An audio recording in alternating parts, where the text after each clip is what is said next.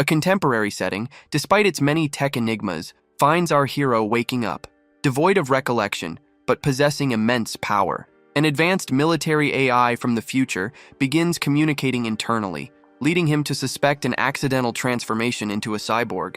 Having few other options, he starts roaming aimlessly, seeking answers for these events and his temporal displacement. However, let's skip ahead to the main action. The current narrative unfolds within a vibrant metropolis. Certain electrical components of a traffic signal begin to fail.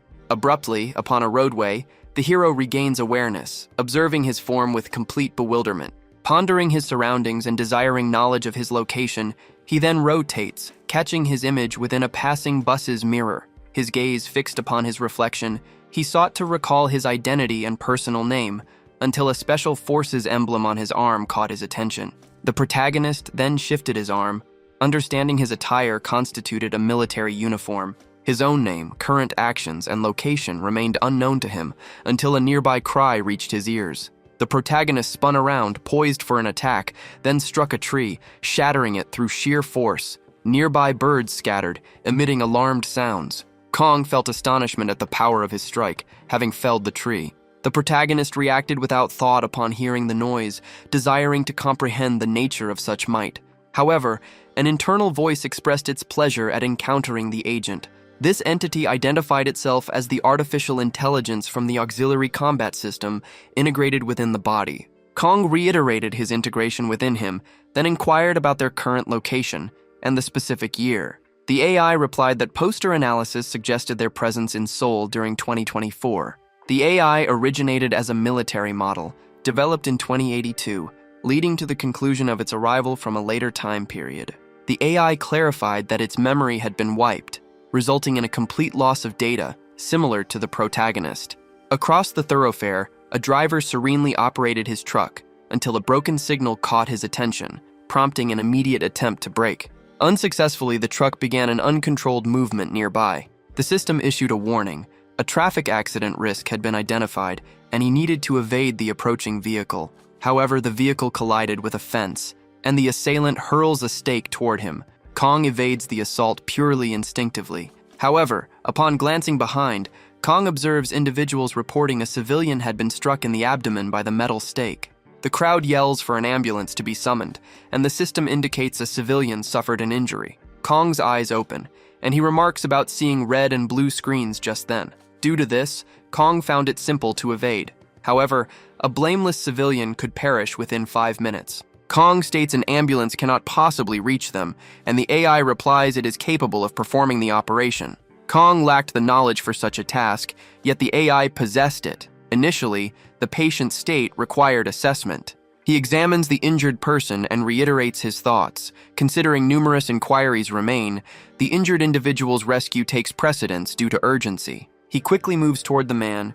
Kong examines the stake lodged within the abdomen, noting the wound's depth and inquiring if the system could manage it. He states a procedure is possible using thread, needle, knife, and disinfectant. The protagonist reiterates the material requirements and questions if surgery is feasible with only those items. A civilian inquired about his ability to provide first aid. The protagonist pondered the AI's trustworthiness and again brought up the previously mentioned supplies. The civilian then yelled that anyone possessing the necessary items should assist. As all items were gathered, the onlookers questioned the man's identity and whether he held a medical profession. An infection could endanger the patient's life if surgery proceeds with these implements. Kong quietly informed the robot that the necessary tools were present, yet he delayed beginning. The system offered to move his hands if granted temporary control. He yearned to understand its nature, but time was scarce, so temporary control was granted.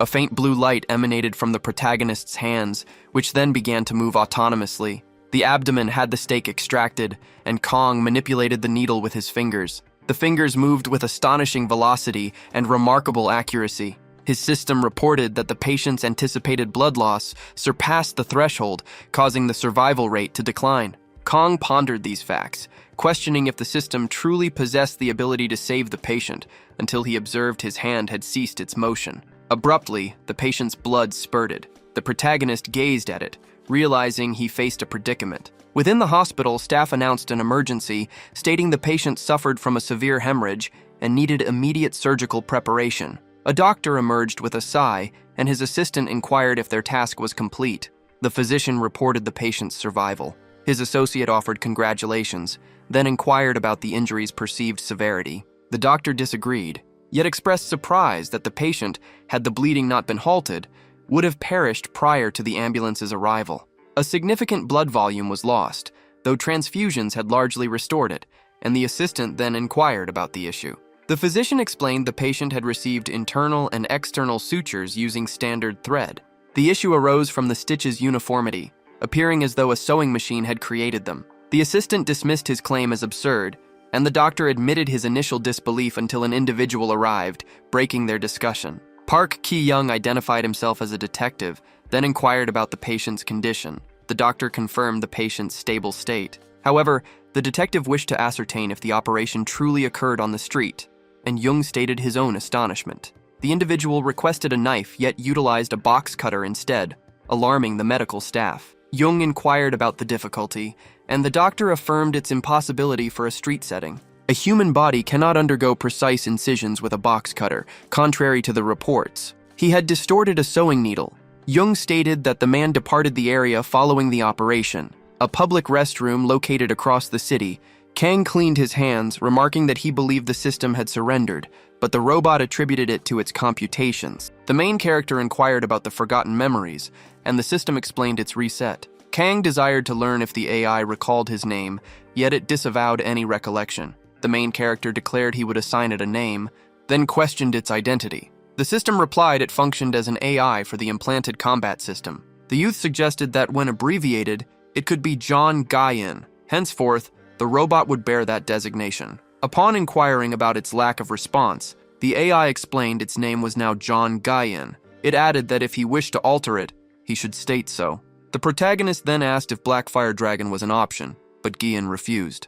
Kang observed an Earth Union emblem on his attire, and Jung identified it as a military uniform. The main character deduced he was a memory-deprived agent, noting its 2082 creation date despite their current year being 2024, a discrepancy Jung also couldn't explain. Access to the internet was impossible, as data entry and retrieval faced limitations. Kang asked about its data reception. Jung stated it used its senses, comparing it to tasting good food. It could temporarily use a body and voice, offering help solely when essential. Still, some functions were unavailable. For example, it could aid in aiming but not in shooting. Kang concluded its assistance was solely for combat.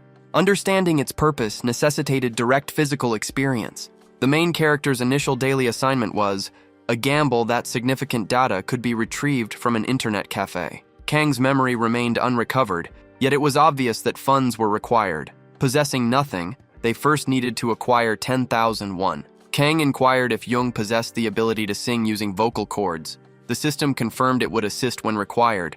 In another location, the main character, masked, held a spoon, prepared to vocalize. The system had arranged all necessities, including providing a spoon. Kang questioned if singing aided combat, and Jung affirmed it elevated others' morale. This seemed logical, yet the main character pondered the reason for singing in that specific spot. The challenge of outperforming the street's rock band also crossed his mind.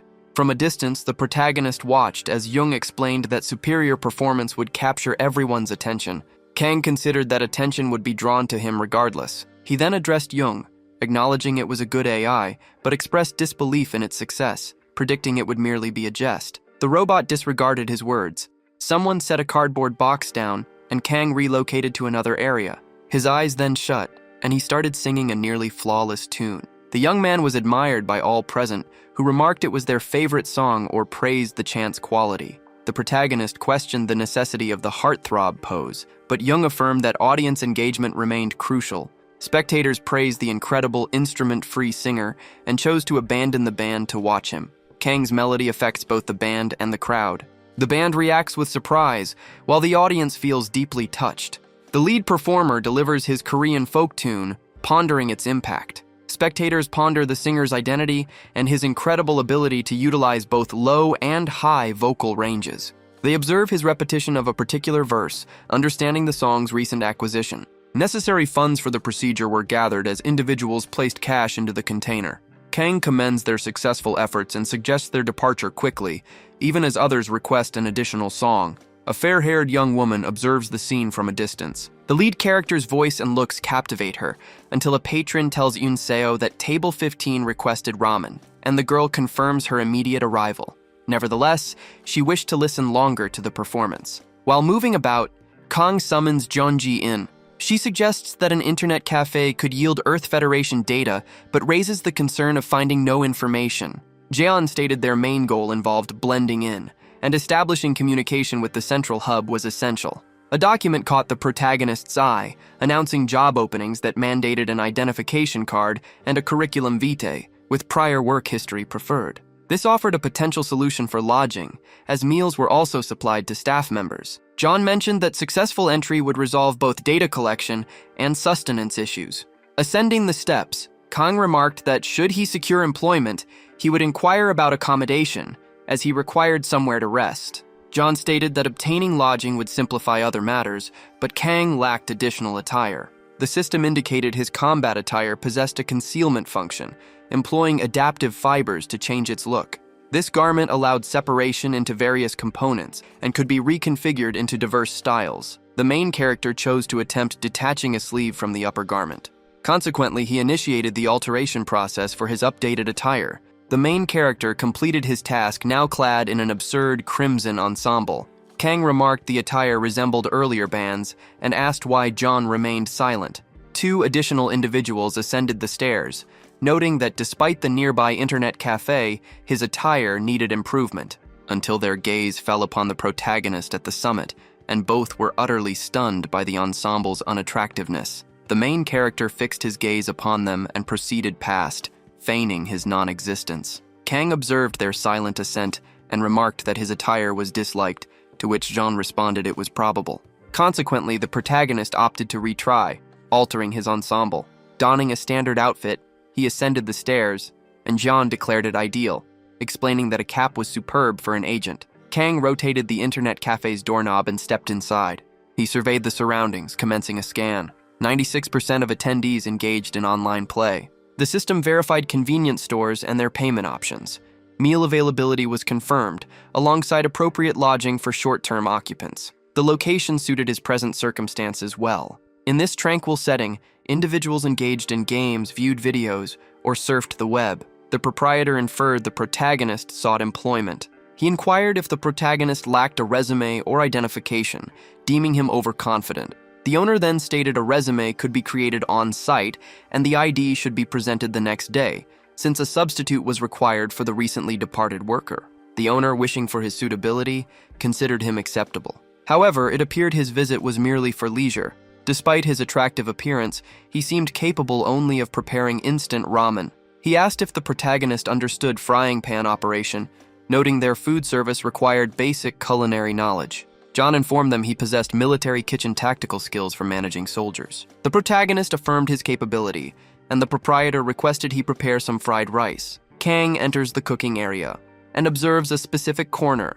Ji-in points out every component for the fried rice. Kang inquired about her ability to prepare it deliciously, as Ji-in sought brief command over the hands. The main character grants permission, and consequently the cooking tools are shifted. The refrigerator is opened by him, and items are collected onto the surface. He felt his body subtly responding, as if recalling the necessary actions. The proprietor observes an unusual sight within his cooking area. He was astonished by the main character's culinary activity. He had expected a simple reheating of pre-made rice, not a complete preparation. The main character meticulously assembled his fried rice, creating a flawless meal. The shop owner was puzzled by the speed of its creation. Kang presented the completed dish, and the shop owner observed that Kang's hands moved too fast to be seen. He acknowledged speed was crucial, but believed an untasty dish would be worthless, suspecting such rapid cooking meant it was undercooked. He placed a small portion onto a spoon, stating his intention to sample it. The spoon entered his mouth, and he began to chew. Kang pondered internally whether the food was unsatisfactory. The shop owner completed chewing and swallowing the meal, then set the spoon down, declaring he could not manage it. He requested a soju, but then recalled he was in an internet cafe. Briefly, he had imagined himself at his preferred establishment as Yunseo came closer, addressing her uncle and inquiring about his statements. The shop owner presented his niece, Cha Eun-seo, and suggested they become good friends. Cha Eun-seo identified him as the person who had been singing outdoors previously. The main character questioned her knowledge of that fact. The young woman stated that his vocal talent meant he shouldn't be employed at an internet cafe, and the protagonist replied that he excelled at all tasks. The owner expressed his delight at having a young man available for cooking, noting Yunseo's inability to even prepare instant noodles. He then inquired about the young man's desired work hours. Kang stated his preference for part-time employment with adaptable hours. He mentioned having observed a storage room earlier and wished to reside there. The owner then questioned if he lacked a residence. The protagonist clarified that he had been without a home for a period, and the shop owner considered these terms challenging, yet the young man's talent was too valuable to disregard. The adjacent internet cafe had prospered because of its excellent cuisine, which had caused him envy. Therefore, he intended to leverage this chance to establish his own renown. He offered him residence in the storage area, complimentary meals, and double the weekly earnings, contingent upon his cooking boosting revenue, and the main character observed an individual in the distance. The girl requested Kim Jae consume food prior to playing. However, the young man responded that the internet cafe provided meals, suggesting they dine there instead. The girl voiced her opinion that the food available was awful, and Kang contacted the customer, advising them to taste the dish before assessing its quality. After a short wait, the rice meal was prepared. Yunseo and the store owner found themselves utterly astonished. The main character requested she fetch a plate, and the girl promptly went to retrieve it. He had already finished, and the prepared dish looked flawless. The owner instructed Yunseo to deliver the item to the customer. Outside, the girl observed that the new arrival displayed significant boldness. She pondered the potential quality of internet cafe food. Kim Jae suggested that, having placed an order, they should taste it before leaving. Yunseo arrived, informing them their fried rice was prepared, startling Kim Jae, who had not yet begun playing. The individual then instructed the two students to enjoy their meal. Kim Jae mentioned they had only ordered fried rice because it appeared quite costly, but the girl countered that he had indeed ordered it and ought to enjoy it. The two individuals resolved to consume their meal, each bringing a spoonful to their lips. The flavor astounds them, leading to a sudden realization. A memory surfaces of their younger, plumper selves pursuing a chicken. After securing the bird, they concealed themselves behind a shrub to consume it. Tears stream down their faces as they recall the identical flavor from their past, exclaiming its deliciousness and proclaiming this establishment the ultimate spot for fried rice. Additional dishes are then requested, prompting other patrons to also consider trying the food. 2 additional orders are placed, and a gentleman from across the room requests a single serving. Yoon Seo rushes into the kitchen. She reports a sudden influx of 12 new fried rice orders. The proprietor inquires whether the main character possesses the capacity to manage the task. Kan then faces Jeon, questioning her ability to prepare 12 flavorful meals. Jeon stated her capability, explaining that large-scale tactical field cooking required delicious meals. She added that poor food could demoralize soldiers who had risked their lives. Kan found this impressive and decided to grant her authority. Approximately 3 hours into the shift, the shop owner, now flush with cash, inquired about his name. He declared that the 3-hour sales were incredible and offered double pay, assuring no hidden agenda. However, he still wished to learn his new employee's name. The main character identified himself as Na Kang-in. The owner then offered to clean the storage room and stock ingredients, encouraging him to maintain his excellent performance. John asked if he recalled his true name. The protagonist denied this, explaining it was a reflexive utterance he would use until his actual name returned. The boss then mentioned additional fried rice orders, confident he could manage them. Minutes later, while at a PC, the protagonist announced they had located accommodation. However, obtaining payment required an identity. He inquired if John could hack the database, which the robot affirmed.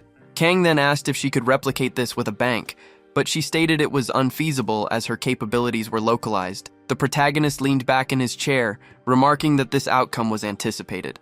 If a covert mission required their infiltration in 2024, he inquired about creating a false identity. John affirmed this possibility and requested access to the protagonist's hands. The Korean government's database would seek comparable data, and he needed to remain observant for visual input. The protagonist stated his complaints were unnecessary, but then something caught his attention. He requested a moment's pause, curious about the discovery. John reported an unidentified error had occurred, as Nakang-in's data was already on file. Fingerprint matching showed 100% precision. The protagonist questioned this possibility, noting the data originated from the Earth Federation in 2082. He pondered if such a federation also existed in 2024.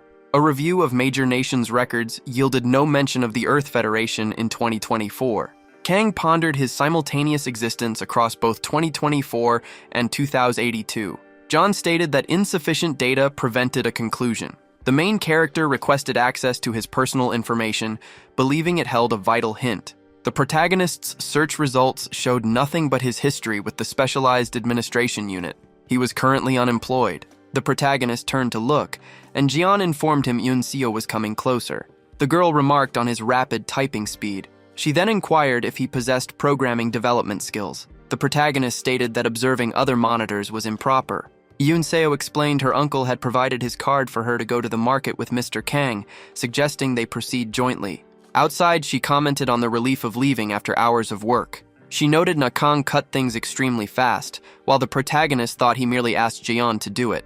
She said he placed all the heavy ingredients into a pot, but carried it effortlessly. His arms appeared entirely metallic. The girl clarified they were not actually iron, it was merely a figure of speech. However, she felt it was a waste to go out and wondered if they could visit her cafe. They were discussing her uncle's card when someone bumped into her. The girl is thrown into Kang's arms, and the individuals warned her to mind her steps.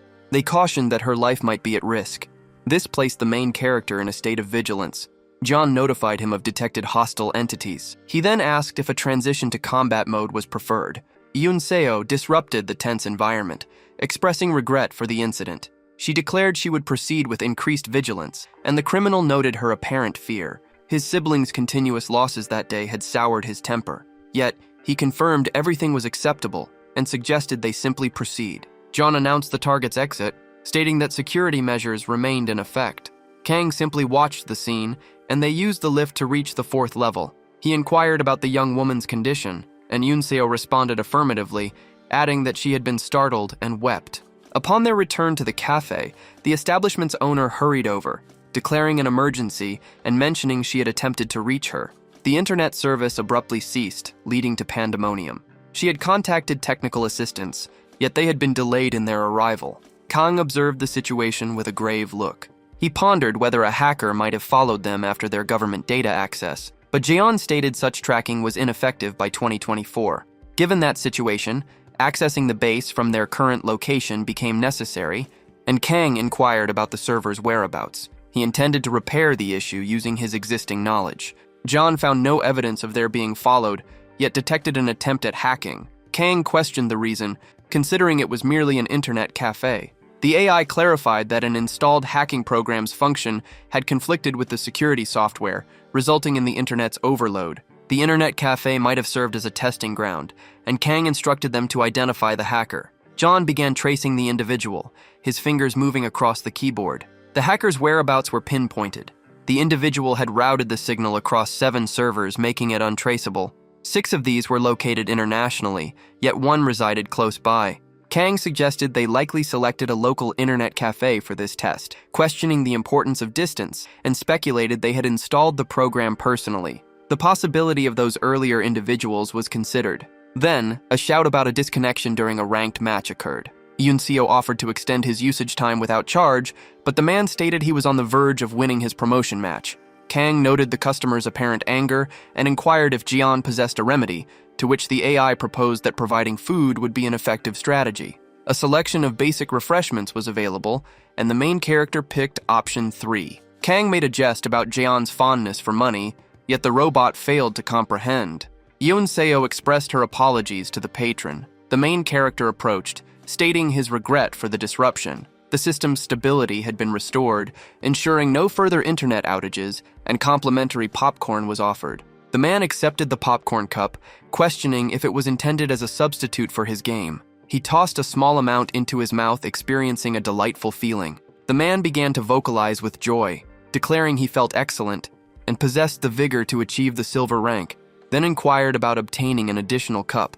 He offered thanks, then quickly departed. Yoon-seo questioned his method, asking if he had imbued the snacks with magic, as they were remarkably effective at soothing individuals. She tasted a small portion and expressed her amazement, stating the combination of salty and sweet was perfect. She wanted to know his secret, while Kang explained they had blended several ingredients. He needed to address the internet issue for a while, so he instructed her to deliver these to the affected customers earlier and mentioned leaving more in the kitchen. Yoon-seo watched him leave, remarking that if a modern hero existed, it would be this man beyond the city. Ji-in suggested they eliminate the foe who attacked their base, and Kang confirmed he understood, explaining that was why they had captured the hacker. Navigation mode activated. No television, guards, or tactical detection equipment were present nearby. Kang noted their significant effort to remain concealed and declared they would proceed inside. The protagonist ascended the building's stairs. He mentioned sounds emanated from the red door,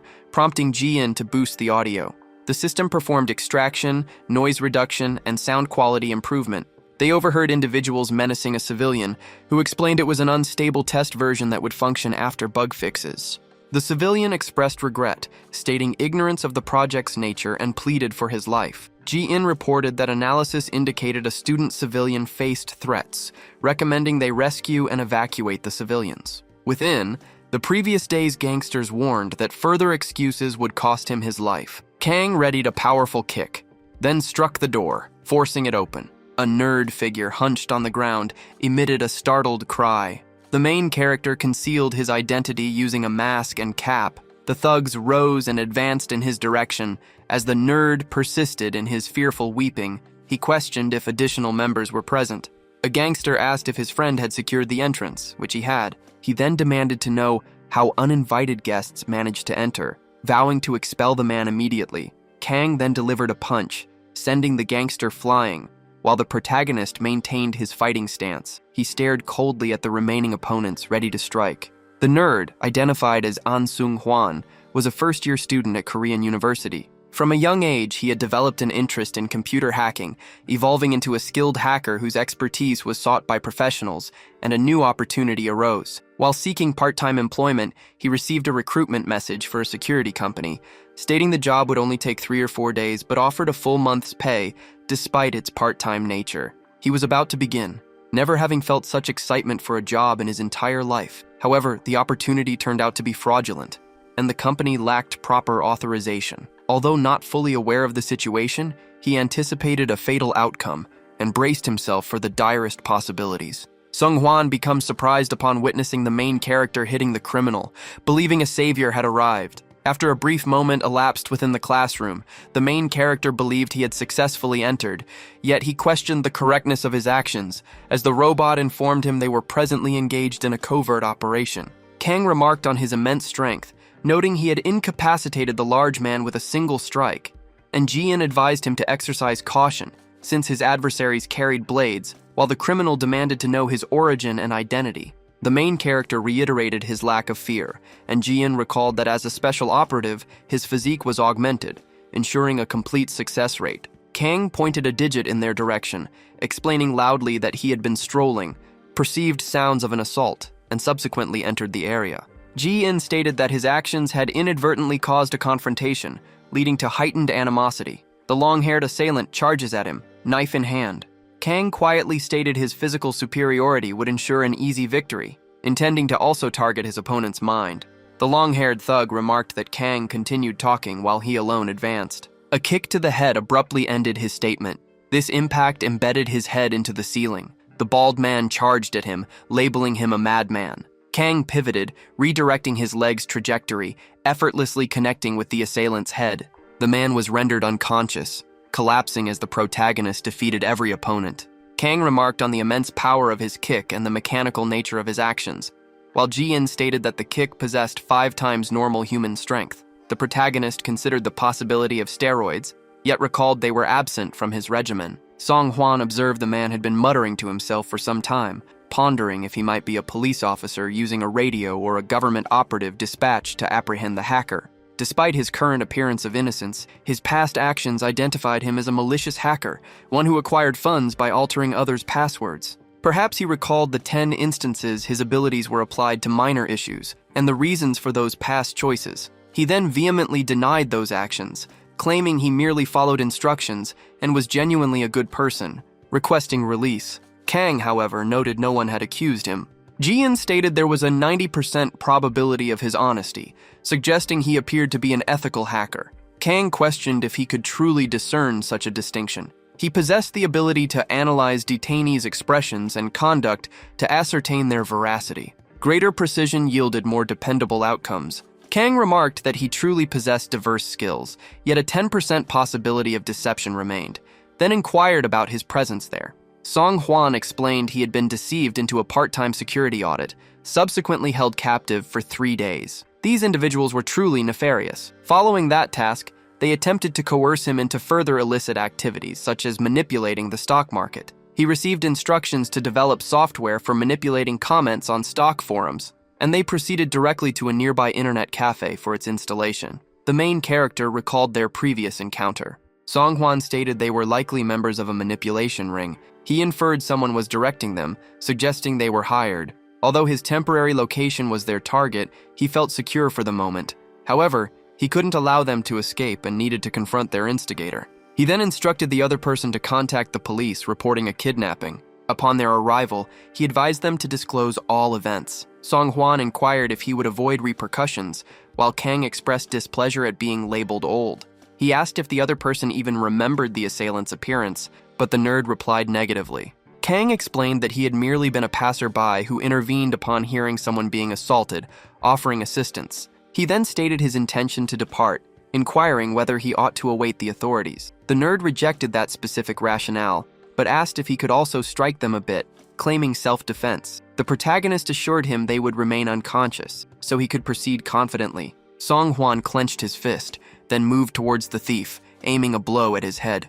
The sleeping bald man abruptly regained consciousness. His loud cry startled Kang. Patrol vehicles then reached the scene. The officers inquired whether the men had been assaulted. Finding them alive, they asked Song Hwan to explain the situation. The victim recounted that his captors had held him for 3 days, physically abusing him to force the creation of a stock forum manipulation program, threatening death upon failure. The officer then asked how the men sustained their injuries, to which Song Hwan claimed innocence, stating a passerby, alerted by the noise, had intervened.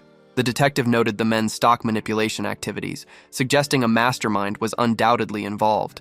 He advised Jung to question the men once they regained consciousness, speculating that their drugged state would lead them to disclose all information. Jung asked about the identity of their assailant, and the detective responded that it was merely a random individual passing by.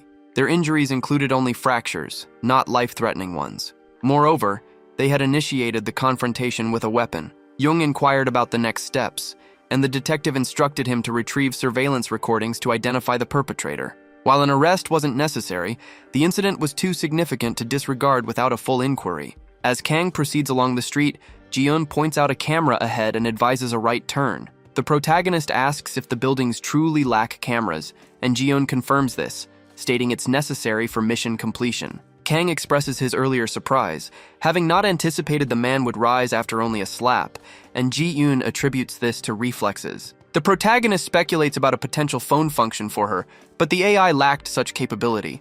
Consequently, the young man resolves to acquire a cell phone, but lacking funds, he heads toward his temporary residence. 3 days elapsed following the incident. The day after his retreat from the civil hacker, he visited the provided address to gather details about him. However, it was merely an empty swamp in Gangwon province. Only rumors persisted about the entire house being burned down.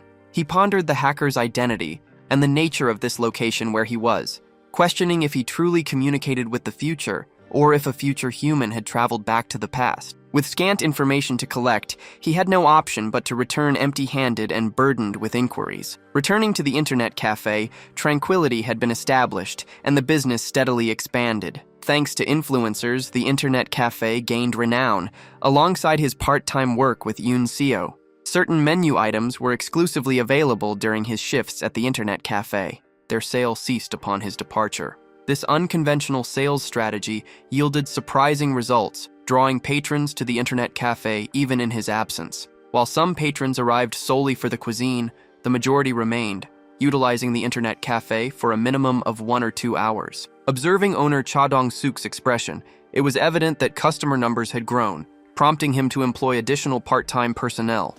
A new colleague was introduced, and his name was then requested. A familiar, somewhat nerdy voice expressed its pleasure at seeing him, and he identified himself as Seong Hwan. Jin then remarked that this was the civilian they had rescued from captivity 3 days earlier.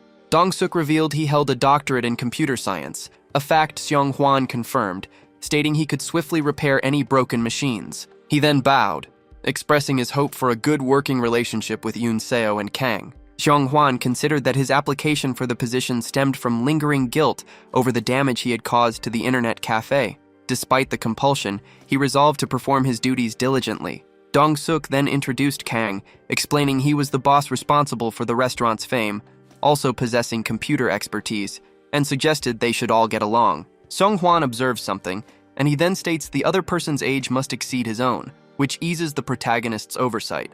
The nerd expressed pleasure at their introduction and requested his assistance. Kang extends his hand in agreement, but Jin cautions that collaborating with this individual jeopardizes his identity, suggesting the boss dismiss him. The protagonist questions how such an action is possible, addressing him as Hyung, and declares his intention to diligently collaborate with the nerd. At a market, the day's shopping list undergoes review for confirmation.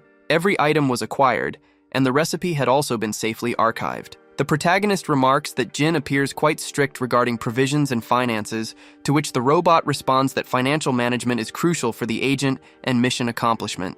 Kang comments that the situation is favorable and prevents discovery, yet admits he would genuinely appreciate the opportunity to relax and dine. Without warning, a fire alert activates. The protagonist observes the street, which appears unremarkable, and suggests Jin intended to deliberately malfunction to divert attention, but the robot denies this. Kang opts to continue moving forward, as no issue is present. However, an unexpected explosion erupts. Confusion washes over him as nearby individuals flee from the blaze. The young man questioned if it was truly a blaze. A combat support artificial intelligence system augmented his body. Enhanced agility was present in his vision, alongside an extra module within his ears. Beyond his strength-augmented legs, a fire of this magnitude seemed extinguishable by him. He adopted an unusual stance, proclaiming it a fire-suppressing burst. However, nothing occurred, making him appear foolish. Jin then inquired if the agent had lost his mind. Kang then concluded he lacked the freezing ray ability, prompting Jin to ponder if such an action would even be humanly possible. The main character then asked about the simplest method for extinguishing the blaze, and the AI responded that contacting fire personnel was the solution. Suddenly, a shriek emanated from the structure's highest point.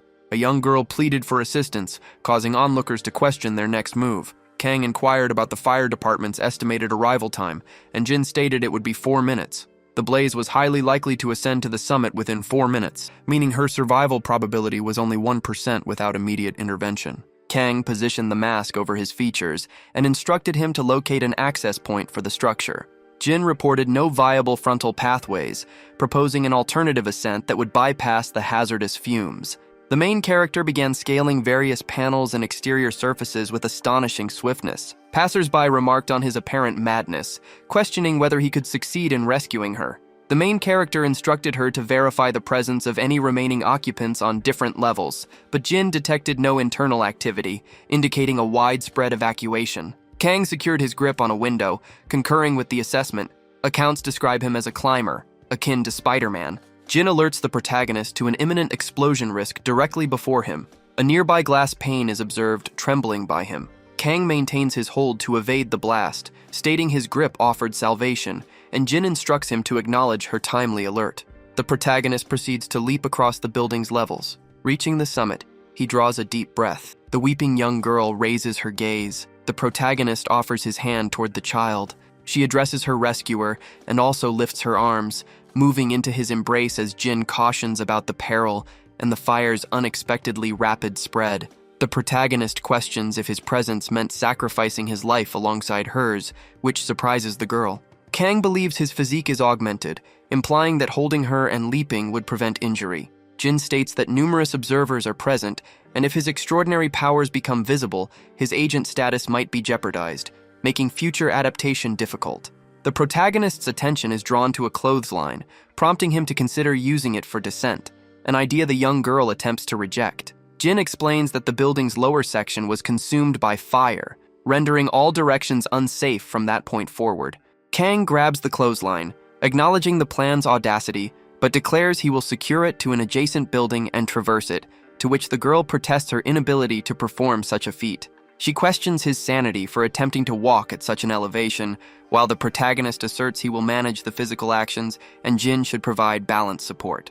Upon securing the line, he could launch himself and meticulously adjust his movements, prompting the protagonist to inquire if he couldn't simply use his hand from the outset. Jin responds that throwing actions resemble attacks, which are beyond her capabilities, and the protagonist points out she can cook but does not perform such tasks. The AI confirms his assessment, advising him to proceed independently, but he decides to do it regardless, swinging the rope through the air repeatedly. The rope is propelled a great distance, snagging on a ladder of an adjacent structure. The protagonist declared it was fine for him to proceed, while the girl wept, stating her inability to continue. A scream escaped her as Kang seized her, believing he intended to hurl her from the structure. Onlookers questioned if he truly intended to traverse in that manner, suggesting something be piled below him. The girl pleaded for rescue, simultaneously crying out for her mother, but the protagonist instructed her to remain motionless and avoid any movement, as at their current elevation, sufficient effort had already been expended. Jin alerted them that an unforeseen event had transpired. The rope was deteriorating more rapidly than anticipated. The protagonist questioned their remaining time frame. The AI indicated that at this pace, the rope would sever prior to their arrival on the opposing side, beginning to fracture, and the protagonist voiced a slight complaint, preparing to leap from that height. Taking the girl along propelled her toward the adjacent structure. She successfully reaches the rooftop, as Jin cautions about the rope's imminent failure. Kang begins his descent, and an idea strikes him. The main character drops from the structure, attempting to calculate, seeking a solution for his predicament. His quick reflexes allow the man to seize the rope, employing swift, skillful motions for a rapid, secure descent. Subsequently, the main character begins bounding down the wall. Onlookers question his survival, seeing him traverse structures. Kang ultimately reaches his intended location. He then touches down. He expresses frustration, believing his task was nearly complete. The rescued young girl experiences a headache, yet she yells he is a ghost after seeing the protagonist. She questions his continued survival, asking if he was a superhuman, which the protagonist simply affirms. The girl asks about their casual conversation and if they knew each other, but Kang notes her apparent newness as well. He then turns, stating Jin had miscalculated and that he trusted him due to his strategic special forces role, with the AI replying it hadn't anticipated flammability. Unexpectedly, the young girl moves closer to him, inquiring if he owned the recently renowned internet cafe. The protagonist seeks to learn how she discovered this information. Later that day, fire personnel reach the scene and extinguish the building's blaze. Others observe the protagonist rescuing the girl via their mobile devices. The individual had secured himself with the rope, then traversed the gap while carrying another person, leading to speculation about whether he was a renowned climber, an expert jumper, or someone similar. Any potential lead, they thought, would originate from the discarded bag. A rescuer typically relies solely on their body. If holding a plastic bag, they would surely discard it. Thus, the individual responsible for the rescue had abandoned their shopping bag.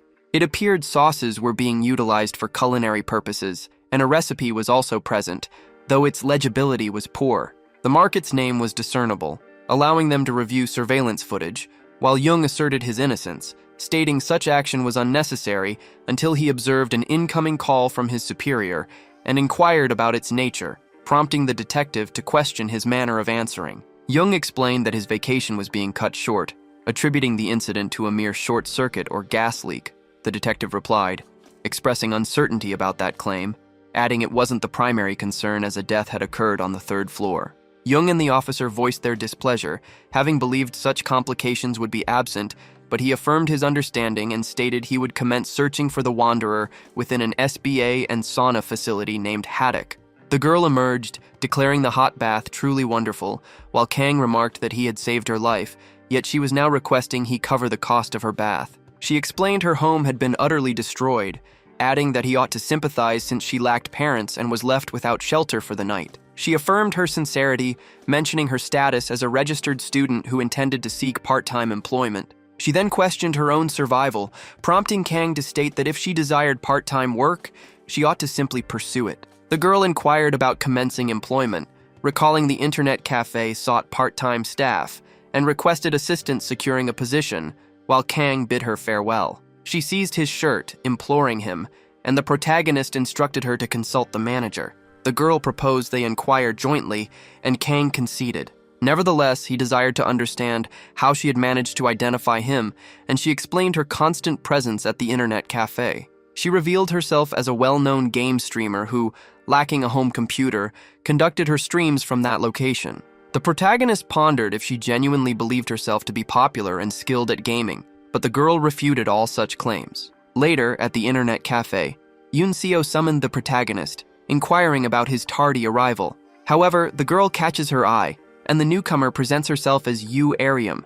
Yunseo questioned his return without the sauce, and the protagonist explained its loss during the fire observation. She playfully suggested his excitement led to forgetting, or perhaps it was stolen, prompting Kang to instruct its deduction from his wages. Unexpectedly, Ji-eun requested her agent's presence. From the visual data collected, a significant probability existed that numerous individuals recorded the fire event. Information could be acquired by reviewing online articles, and he even located scene footage accompanied by news reports on a well-known platform. Their responses indicated its rapid online dissemination, but Kang stated no issue remained as Ji-eun would remove every video. However, the AI lacked such hacking capabilities, being primarily a combat unit, and the previous hacking incident served solely for identity alteration. While possessing military-grade defensive proficiencies, her current lack of offensive functions prevented their demonstration. Jung arrived before the internet cafe. Jung mentioned a rope master was present at the internet cafe. Within a room, Ji-eun reported his inability to locate data regarding the Earth Alliance once more that day. Kang expressed curiosity about a potential link to the year 2082, but dismissed the idea, suggesting instead that they might be concealed.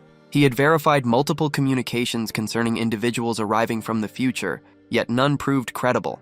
The protagonist stated the year was 2024, though Ji-eun clarified that his presence defied explanation using current technology. Kang considered the situation consistently peculiar, yet he desired information regarding yesterday's events at the construction site. Ji-eun merely stated a life was lost during that occurrence. The protagonist questioned if someone had died and if he bore responsibility, but Ji-eun firmly refuted this, explaining that the deceased individual had been discovered in the room he traversed while ascending the construction site the previous day, prompting the protagonist to inquire if he had not observed them. Ji-eun clarified that his lenses provided enhancement, not mere vision improvement. No indications of motion, vital signs, or any sound were perceived within that vicinity. The protagonist questioned the implication, wondering if the individual might have been deceased upon arrival. Furthermore, it appeared to be a deliberate killing, not merely a fire, a possibility Ji-eun confirmed as highly probable. Then, from outside, Yunseo's voice inquired about the police. She affirmed the purchase card was linked to this address. Jung asked whether the bag's contents were her purchases. Yunseo reiterated the situation. Turning to summon Kang-in, she explained the officer had retrieved his items, lost during yesterday's fire observation. He stated the individual had forgotten them while observing, and Yunseo quipped about authorities tracking such people. The protagonist thanked him for retrieving the items. Jung returned the card, asking for contact if any information arose about yesterday's incident. Yunseo assented, then bid him goodbye. Kang murmured that capturing the killer necessitated the detective's aid, questioning his ability to find him. The AI stated it had verified the identity, ensuring his safety in approaching the detective. Meanwhile, Yunseo asked if he had external tasks, desiring to remain near him. Kang assented, prompted by Ji-eun's directive. Yunseo inquired about collaborating for the day. However, the protagonist refused, citing external commitments. For a short while, the girl appeared confused. She then stated his actions were quite perplexing. Inside the Seoul police station, within the detective division, Jung identified himself as the bag's owner from before, which the protagonist acknowledged. The detective attempted a jest, suggesting such actions were excessive merely for returning a forgotten item. Kang clarified his presence wasn't for that reason, which left the officer perplexed. The protagonist then stated that he considered yesterday's occurrence an attempted murder. Jung responded that given the fatality, such a suspicion was typical, but Kang elaborated that the likelihood was significant. The detective inquired about any supporting evidence, explaining that unsubstantiated civilian conjectures hinder investigations. Kang reported that he observed no movement within the room as he ascended the rope, which left the detective utterly stunned upon comprehending his statement. He identified himself as the rope master observed the day before. The detective sought an explanation for his prior silence. Kang replied that no one had inquired about it. Jung described his climb, resembling Spider-Man, and stated he transported someone using the rope to depart the location. A notebook was taken by the detective, who then requested a renewed explanation for the suspected murder. Young pointed out to the major crimes team that no movement was detected inside the room, even as the fire blazed. The victim had either already expired or was incapacitated by alcohol or illegal drugs. Therefore, he proposed the fire was ignited to conceal the murder. Kang corroborated this, having seen survivors during his climb up the structure. A man nearby inquired if the forensic service had been reached. Jung responded negatively, explaining that autopsies require time and the fire's intensity was extreme. Another woman mentioned that the sole information available indicated a short circuit as the fire's cause, with no cameras present in the vicinity. She then pondered if suspect sketches should be drawn immediately. Kang quietly asked Ji if the faces of those observed yesterday were remembered. The robot confirmed, stating it retained visual data subsequently. A video display then materialized before the protagonist. The protagonist felt impressed. He reported observing 4 individuals heading toward the construction site the previous day. The initial person departed, clutching a phone in their right hand, a bracelet adorning their left wrist. Their device featured a gray cover, and their top was white, which left Jung quite impressed with the details provided.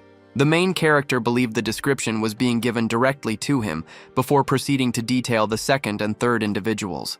Jung inquired if assistance was possible for a portrait, recommending its creation prior to memory loss, but his usual artist was temporarily unavailable.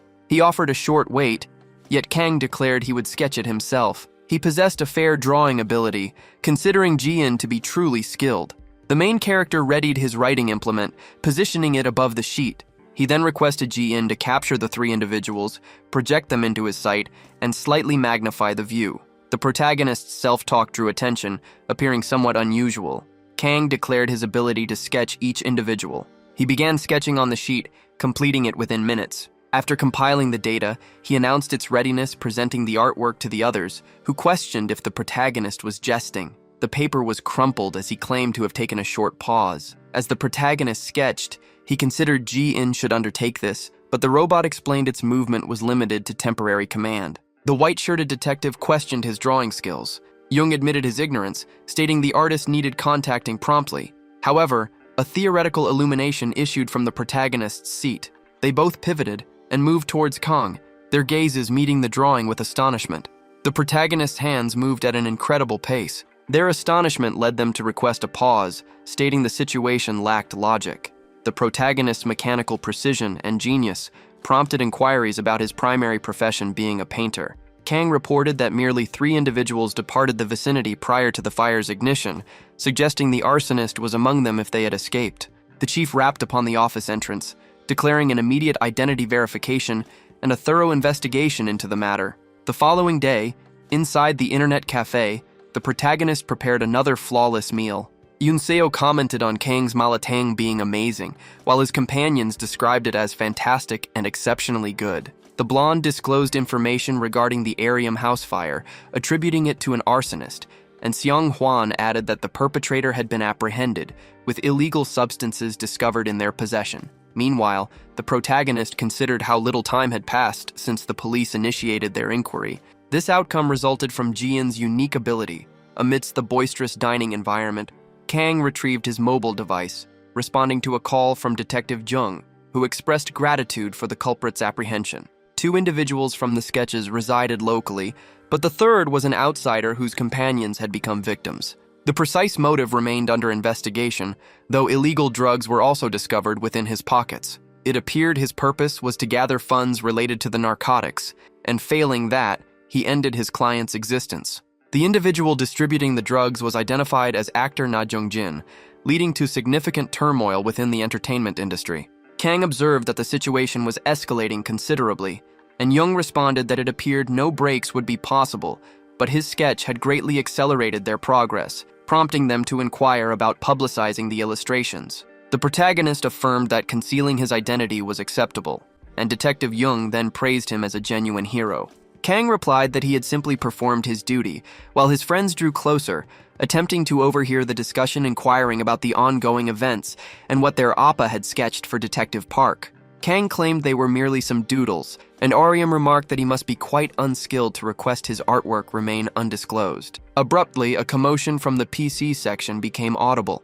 Several individuals were disputing, as spilled ramen on the ground had caused them to forfeit their game round. Yunseo remarked on a repeat occurrence, and Seong Hwan mentioned the cleaning duty fell to the newcomer. Ariam considered asking the boss for a bonus. Having cleaned the ramen, however, she collided with a man, causing both individuals to tumble onto the floor. The young woman offered an apology and inquired about the man's well-being, yet he was experiencing pain in his wrist, stating she should be cautious as his limb appeared fractured. Ariam became distressed, requesting an ambulance be summoned, and Kang then questioned if the injury was indeed a break. Ji-in assessed the hand's motion, indicating a potential fracture, and explained that examining the injury required touching the hand to gauge the man's reaction. Kang moved closer, asking permission to touch the area, and the man granted the boss approval. Upon contact, the man exclaimed it caused pain, groaning, and Ji-in examined the ligaments and joints, determining the wrist had been sprained.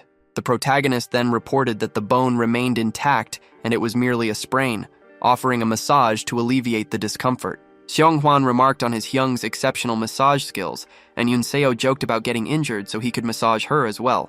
Ji-in stated that recovery would require 24 hours, advising against exertion to prevent the condition from worsening. The man inquired about his occupation, explaining he needed to prepare food in Gangwon the next day for his food truck. An urgent film production had arisen, and his food truck received a call. Ryam then offered her help. He questioned her culinary skills, but the girl admitted her proficiency was limited to instant noodles. He sighed, clarifying that instant noodles were not an option, despite the urgency, and a skilled cook was required. The protagonist was looked at pleadingly. Ji-in analyzed that the response was clear, and he should simply agree. Kang attempted to decline, citing his need to work, but the boss offered 300,000 won for his assistance. The protagonist considered the offer upon hearing the sum of money. He patted his new temporary boss's hand. The man expressed his honor that he would receive his help. He had heard the internet cafe gained renown for its amazing food, so he visited to verify, finding it so good that he now came daily. He had hoped to learn something by eating there every day, but the protagonist noted this territory was unexamined, so a shift to investigate new areas was required. Ji-in offered to manage the inquiry while performing his duties. The following morning, the truck sped along the road. The man commented that Mr. Kang was an excellent driver, and he had not expected such a smooth ride. Today, he intended to impress the actors with a delicious meal and expressed gratitude for the assistance. The man mentioned that news had erupted yesterday about an actor caught at a party with illicit substances, and they were heading to that location. That film was scheduled for release in about a week, and Kang questioned if its release was still feasible. The man denied it, explaining that no one would want to watch a movie featuring an actor addicted to substances, so they were reshooting everything, causing chaos. He was thankful for the opportunity to work on it, but the atmosphere was very tense as they filmed all scenes involving the actor. Kang asked why they couldn't postpone the release, and the man replied that it was a special situation because many cinemas were already booked, risking their loss. It was director Sun Tae-min, one of Korea's top romance film directors in Korea, so it will be fine. Tae-min smokes the rest of his cigarette, saying everything was ruined. He repeats that he doesn't like this looking downcast. Taemin's assistant asked about a reshoot, yet he declared insufficient time remained, necessitating an immediate resolution to the problem. The entire issue stemmed from that cursed package containing illegal substances. He threatened to end the person's life, loudly proclaiming it for all studio occupants, just as a girl arrived to announce the food truck's readiness. His assistant suggested he eat and compose himself, noting the team's exhaustion. Taemin reacted angrily, asking if eating was conceivable at that moment, explaining that a failed movie would leave him indebted, and insisted they dismiss everyone. Yet, after sampling the meal, he inquired about its exceptional flavor. Perhaps his hunger had vanished, prompting the assistant to declare the situation utterly absurd and question if drugs had been added to the food, though Taemin ordered him to cease discussing that topic.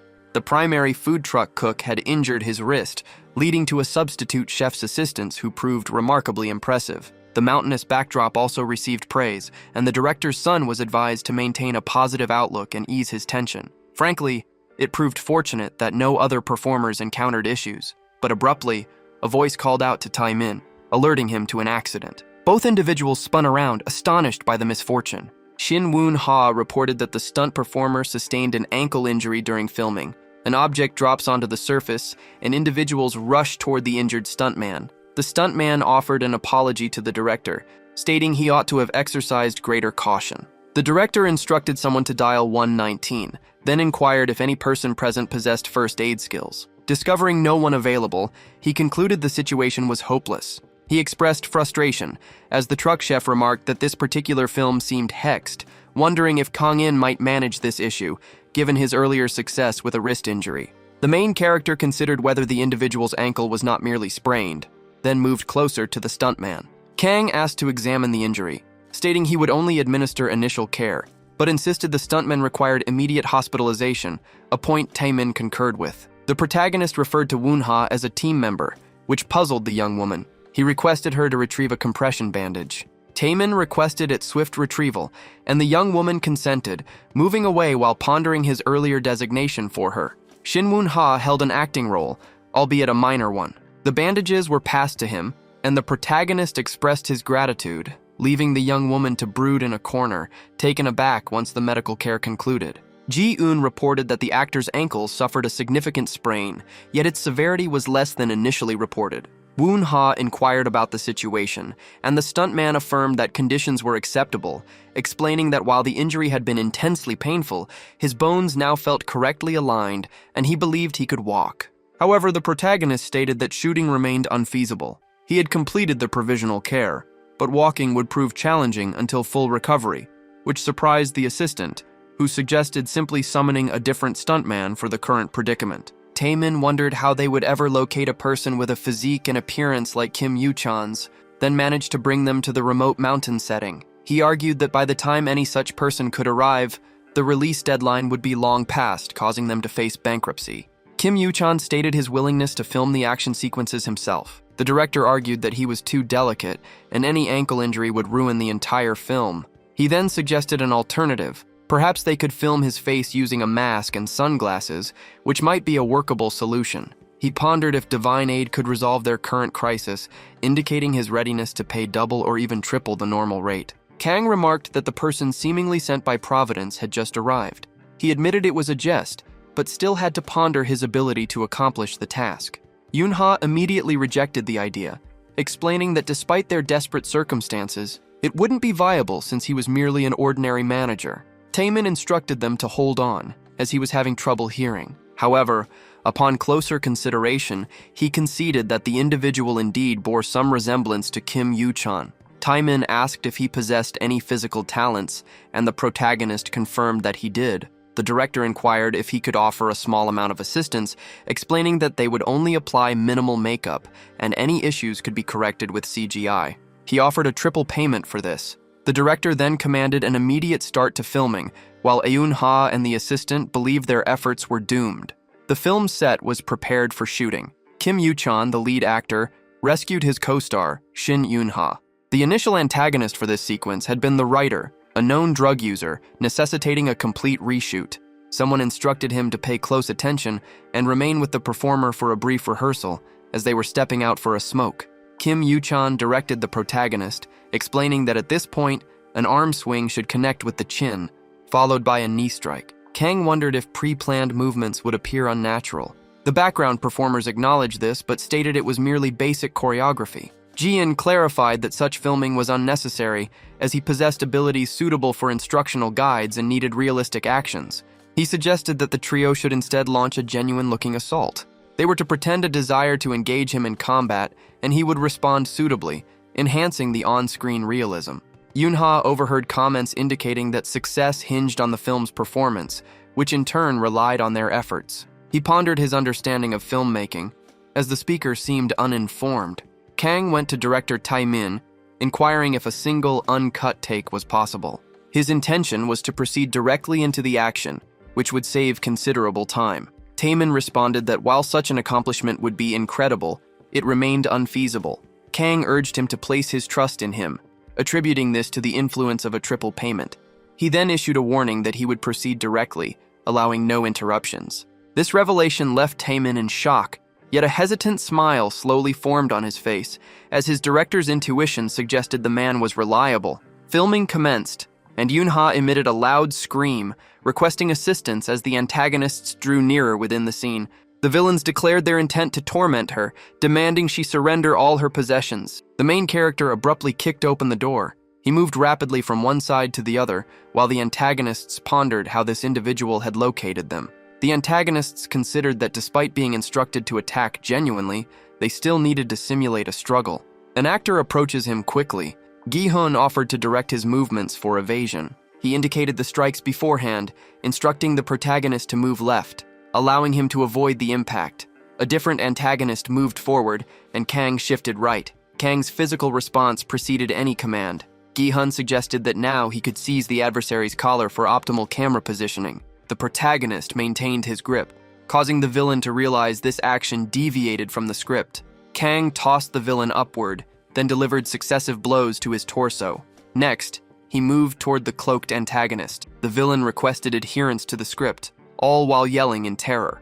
Kang delivers a powerful blow to the head. The final antagonist questioned if this action was part of the script and inquired why the director hadn't signaled a cut, declaring his indifference. Subsequently, the villain charged him, yelling, and attempted a punch, which the protagonist evaded. As he rose with a sit-up, his defined abdomen became visible. He then struck the antagonist's head and immediately followed with a kick upwards. A baton was then seized by the protagonist, and he delivered a final strike. Director Tae-min, along with his assistant, Yoon-ha Kim Yoo-chan, and the remaining villains.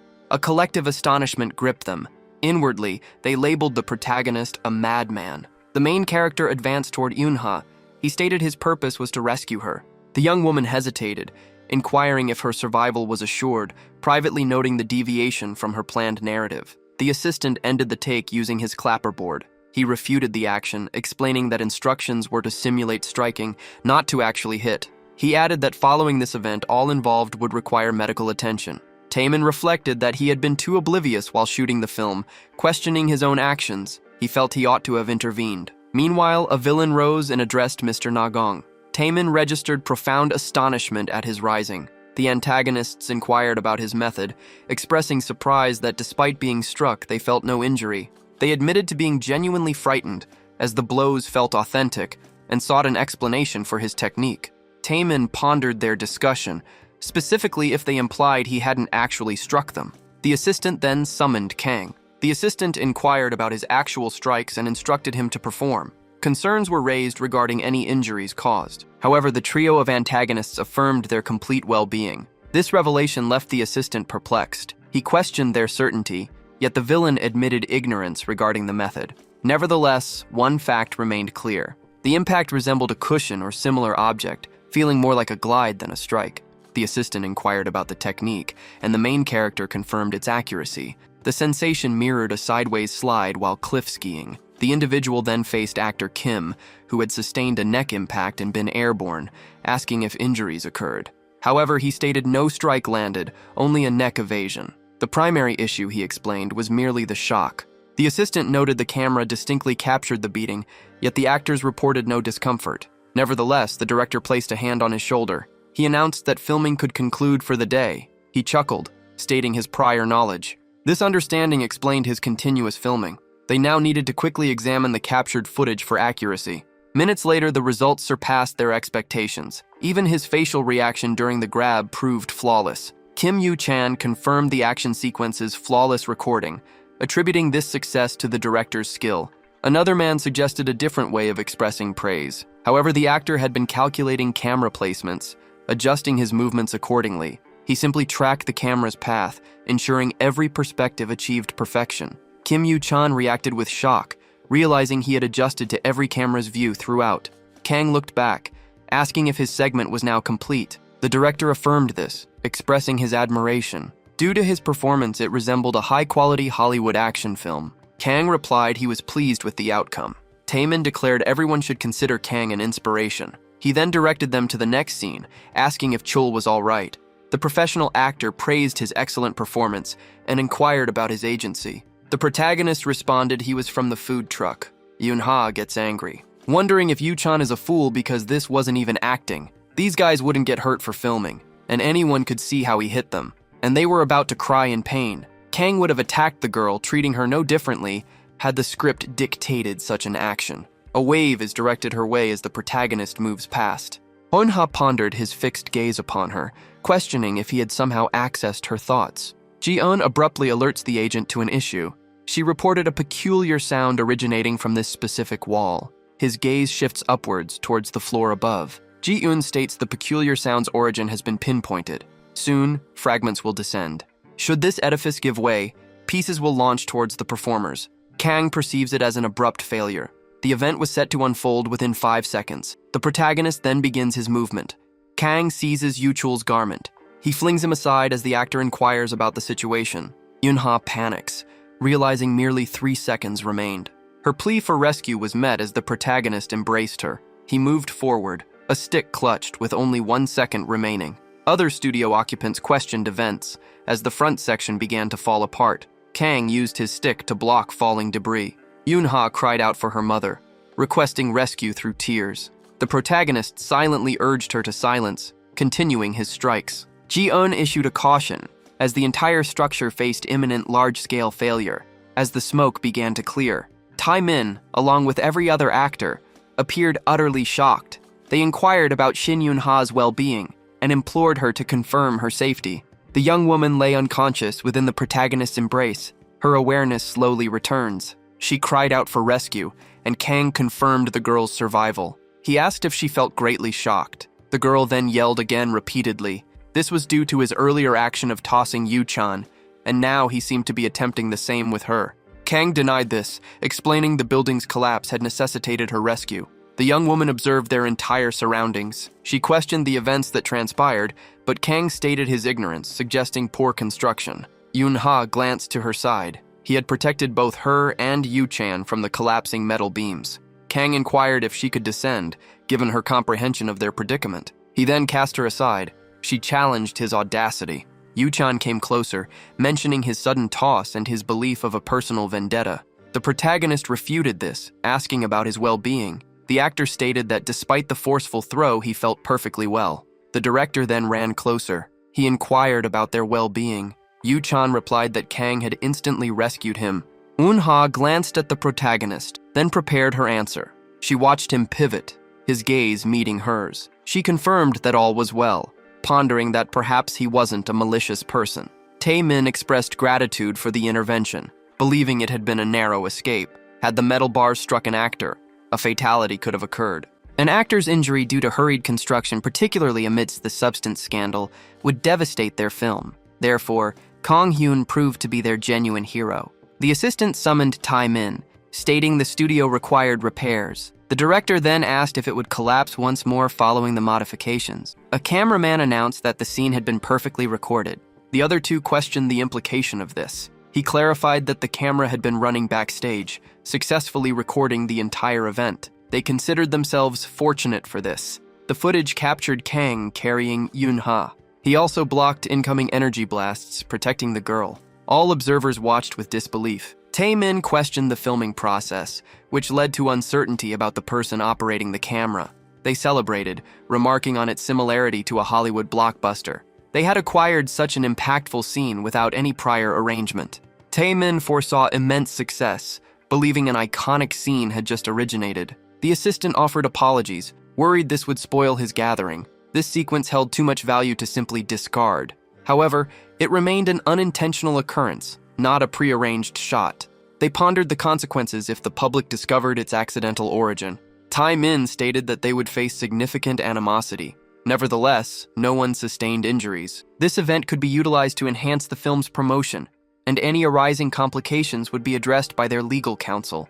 The assistant asked if Kang Hyun, who appeared in the video, would object to its inclusion. Tae-min hurried to his rescuer, uttering his name. He subsequently asked about the recent mishap, beginning by thanking him for safeguarding his cast members. Ji-in internally registered that civilian rescue formed part of her duties. Kang replied that his actions were simply necessary. Tae-min inquired about the rescue scene, which had been unintentionally captured on film. He noted its excellent quality and proposed its inclusion in the movie. Tae-min even offered to acknowledge him in the concluding scene. However, Ji-in stated that revealing her identity might jeopardize the mission, despite the director's offer of additional payment. Ji-in then reconsidered, and Kang consented to their use of his likeness in the movie. The manager approached Eun-ha, inquiring if she was well, as she had appeared quite dejected previously. The young woman affirmed this. She glanced toward Kang, who stood nearby. A scratch on his back caught her attention. She asked if the scratch on his back indicated an injury. Kang responded that only his delicate clothing had been damaged. Eun-ha reflected that she had nearly been crushed by a metal bar, yet he had rescued everyone without sustaining any injury, a truly remarkable feat. Blushing, she expressed gratitude to the protagonist. Kang, in turn, stated he was merely performing his duties. The young woman exclaimed that she was an actress, not a crew member. The protagonist responded that his comment had been a jest. However, with his task completed, he intended to return to the food truck. Tae-min concurred, offering his thanks again. He mentioned the cuisine at that location was excellent. Furthermore, despite his youthful appearance, he possessed considerable skill. Yoon-ha inquired about his typical workplace. The assistant disclosed his employment was at an internet cafe. The young woman questioned if he would not come back following his assistance today. Tae-min stated his intention to request his help again the next day, and also the subsequent day. With this individual's aid, the film could become the ultimate action movie. Yoon-ha then summoned the director. Her production, however, was a romantic comedy, not an action genre. Tae-min replied that the specific genre was irrelevant. He suggested that by removing all such scenes and substituting them with action, they could resolve every accumulating issue. The assistant mentioned their time was short, and they would swiftly employ a stunt double. Tae-min then questioned the utility of such a futile endeavor. He had just observed Kang, who was computing every movement instantly. The assistant concurred. Tae-min asserted that time was their most critical requirement, and only Kang possessed the ability to resolve this. An acting license was unnecessary regardless, given Kang's superior performance compared to Kim Yoo-chan previously. The assistant inquired regarding the food, explaining he had heard Kang and had solely arrived to substitute the chef due to an injury. Tae-min replied that further discussion was unnecessary, stating he would personally manage this issue. Kang was summoned to begin work. The assistant expressed concern about the film's outcome. The protagonist remarked that the location appeared safe before its sudden collapse. This occurred during filming, near an actor, raising some suspicion. Ji-in examined the visual data, concluding that deliberate damage likely preceded the collapse. Kang agreed, suggesting prior orchestration. Ji-in also observed that various metal objects moved toward Yoon-ha, possibly indicating an attempt to target her role. An individual appeared to be targeting the actress or the production, aiming for its failure. Tae-min approached the protagonist, requesting a brief conversation. He grasped their hand, pleading for assistance to rescue his film. The director detailed the film's entire predicament. Ji-in confirmed the area's geography matched her data precisely.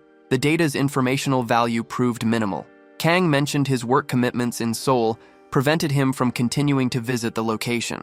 Tae-min announced that all subsequent filming would relocate to Seoul, effective the next day. Kang attempted to state his own work obligations. However, the director reassured him there was no cause for concern, as his presence was only required for the ongoing filming. The director guaranteed substantial compensation. The company currently lacked the capacity to economize. Ji-in recommended acceptance. The protagonist consented, requesting to review the script. Subsequently, discussions occurred. Sun Tae-min, previously hindered by his exasperation, recovered his momentum and demonstrated his skill once Kang-in arrived. Despite the cancellation of all extra scenes shot in the ruined area, an optimal plan started to materialize. During the morning, the cast and crew proceeded with filming. By afternoon, owing to Kang-in's influence, the mood became tranquil and relaxed. A vehicle nears the drifting zone. Manager Kim of T-Cho Entertainment hurries toward the studio. He shouts for director's son Tae-min and implores him to rescue them. He explained that releasing the movie in its current state would lead to their ruin, result in a terrible film, and cause significant problems. Manager Kim understood that postponing the launch date was impossible, as his company had already reserved the majority of cinemas with their assets. Tae-min instructed him to simply have faith, asserting that he would resolve all their issues. Kim, however, told him to cease boasting. Kim demanded that Tae-min simply state the situation for reporting to his superiors. The director responded that he was proceeding with this method and intended to alter the movie's genre. The genre would shift to a romantic action comedy, effective immediately. The manager then wondered if the director had lost his mind. Only a single week remained for extra shooting and post-production, making a genre change impossible at this point. Tae-min, however, stayed composed, explaining that progress was being made and would be demonstrated to him at dinner. However, the door was opened by another individual. The director inquired about the person's identity. He considered it absurd to forcefully open the door during an ongoing recording, as dust now filled the air. Manager Kim was surprised by the newcomer's entrance. He bowed respectfully to his superior, mentioning his unexpected personal appearance. The individual then glanced sideways. Tae-min promptly identified the man as President Lee Tae-hoo of the T-Cho company. The president advanced, stating his reluctance to visit as he wished not to disrupt a film set. However, an incident had occurred within such a studio. Consequently, his presence there became unavoidable. The manager attributed the incident to an error during their work. Tae-hoo retorted that his department held responsibility for preventing such errors. He questioned the duration of his continued assistance to the problematic drug addict. A young girl entered the studio, inquiring if her father was upset. This was Lee Min-ji, Tae-hoo's daughter, who worked as a child actress. Min-ji explained that hearing his raised voice prompted her to follow him. Tae-hoo clarified he wasn't angry, but the noise level necessitated his loud speaking. The director approached the young girl for a conversation, and she responded to him kindly. Tae-hoo asked whether the director could complete all filming and editing within a week and provide a definite response. The director affirmed, promising to surpass the original's quality. The president remarked that such performance was anticipated from a seasoned Chungmuro director known for excellent work. Tae-min brought up Kang In, describing him as an exceptional fighter with Hollywood-level action scene abilities, capable of rescuing the movie. The president stated that if the director vouched for him, the individual must possess considerable talent. It appeared the recruitment had been conducted with urgency. As they exited the studio, the man's location became visible. Tae-min indicated the food truck. The president's face was lit by a glow while he observed the protagonist. A mask covered his face as he expertly prepared a flawless pot of rice. Tae-hoo revealed that the fried rice expert was actually martial arts director Na Kang-in. Tae-min affirmed this. The president then inquired about his cooking, but the director simply explained his presence was due to bringing the truck such a distance. This revelation left the president utterly astonished.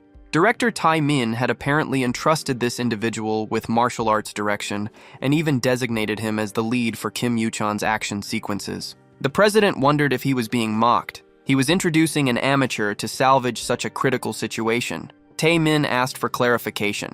The president responded that the film was already doomed, so he aimed to economize. The director attempted to explain it wasn't so, assuring that understanding would come once results were visible. Tae-ho demanded that all production costs be remitted in full, without any omissions. The director pursued him, hoping to overturn the choice, but Tae-ho instructed the manager to collect all receipts and verify each particular.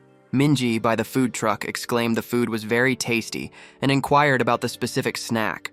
Khan clarified its designation as a mix. The young girl then voiced her opinion that the name seemed odd, yet its flavor proved exceptional. The main character mentioned preparing a substantial quantity for the crew, allowing her to consume freely. Min-ji expressed concern about eating excessively, citing her mother's warning about potential weight gain. Kang countered that a slight increase would be acceptable. She replied that was impossible given her status as the film's lead actress, necessitating careful attention to her looks. She added that even as a child performer, portraying the same character could lead to her becoming the main character. Kang acknowledged her point. She requested the main character prepare additional snacks at a later time. However, the young man indicated his willingness, but explained that filming would occur in Seoul, where no food truck would be present. Min-ji proposed taking some immediately and concealing them in her father's vehicle for consumption later. Kang then offered that she might visit the internet cafe occasionally, and he would prepare a small amount. The young girl produced a mobile phone, becoming visibly enthusiastic. She requested his contact number for future communication, stating she would store it under Snack Guy. Kang assented. The assistant hurried towards President Tae-ho, urging him to observe something. He understood director Tae-min possessed a perfectionist nature, seldom finding contentment with outcomes. However, upon Kang-in's arrival from the food truck, an evident enthusiasm emerged, which conveyed a significant message to him. Tae-ho gives his consent, stating his intention to review the recorded material. He then moves toward the computer, becoming utterly astonished once the footage begins playing. Tae-ho instructs him to pause briefly, inquiring about the timing of the CGI integration. He also questioned if choreographed sequences were included to facilitate such filming. Tae-min clarifies that no time existed for CGI, confirming the footage was raw and unedited, and emphasizing that he had not accomplished it solo. The performer had precisely determined every camera angle for his capture, adjusting his movements accordingly. Tae-ho, however, found this unbelievable. He expressed disbelief that an amateur, originating from the food truck, had achieved a single-take recording without interruption, even predicting light placement. The director verified this, explaining that Kang-in had rescued them during a critical moment after the construction's collapse. Tae-ho expressed that an apology was due to director Sun regarding his previous remarks. He regretted the misapprehension. Taemin, however, replied that he comprehended the situation, admitting that without viewing the recording, he too would have considered it utterly foolish. They both resolved to express gratitude to the food vendor. Kang completes preparing a few additional snacks. Taeho comes near and greets him. The main character stated his recent action. However, the president clarified his presence wasn't about the refreshments. He presented himself as President Lee Tae-ho from the investment firm T-Cho. It appeared the film had been preserved, prompting his personal visit to express gratitude. Kang explained he was simply performing his duties, primarily for financial gain. The president remarked on his martial arts skill and inquired about the dish.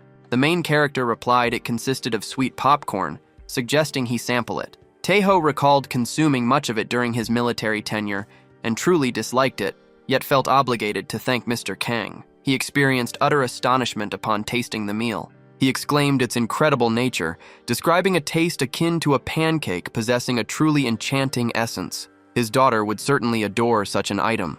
Kang mentioned Minji had already visited and acquired a portion. The president expressed his wish that his daughter had conveyed her gratitude appropriately. He summoned Minji to share refreshments alongside her father. However, the young girl was not in the vicinity. The president expresses concern about his daughter's whereabouts, and Kang appears surprised. He asks Ji about Minji's location.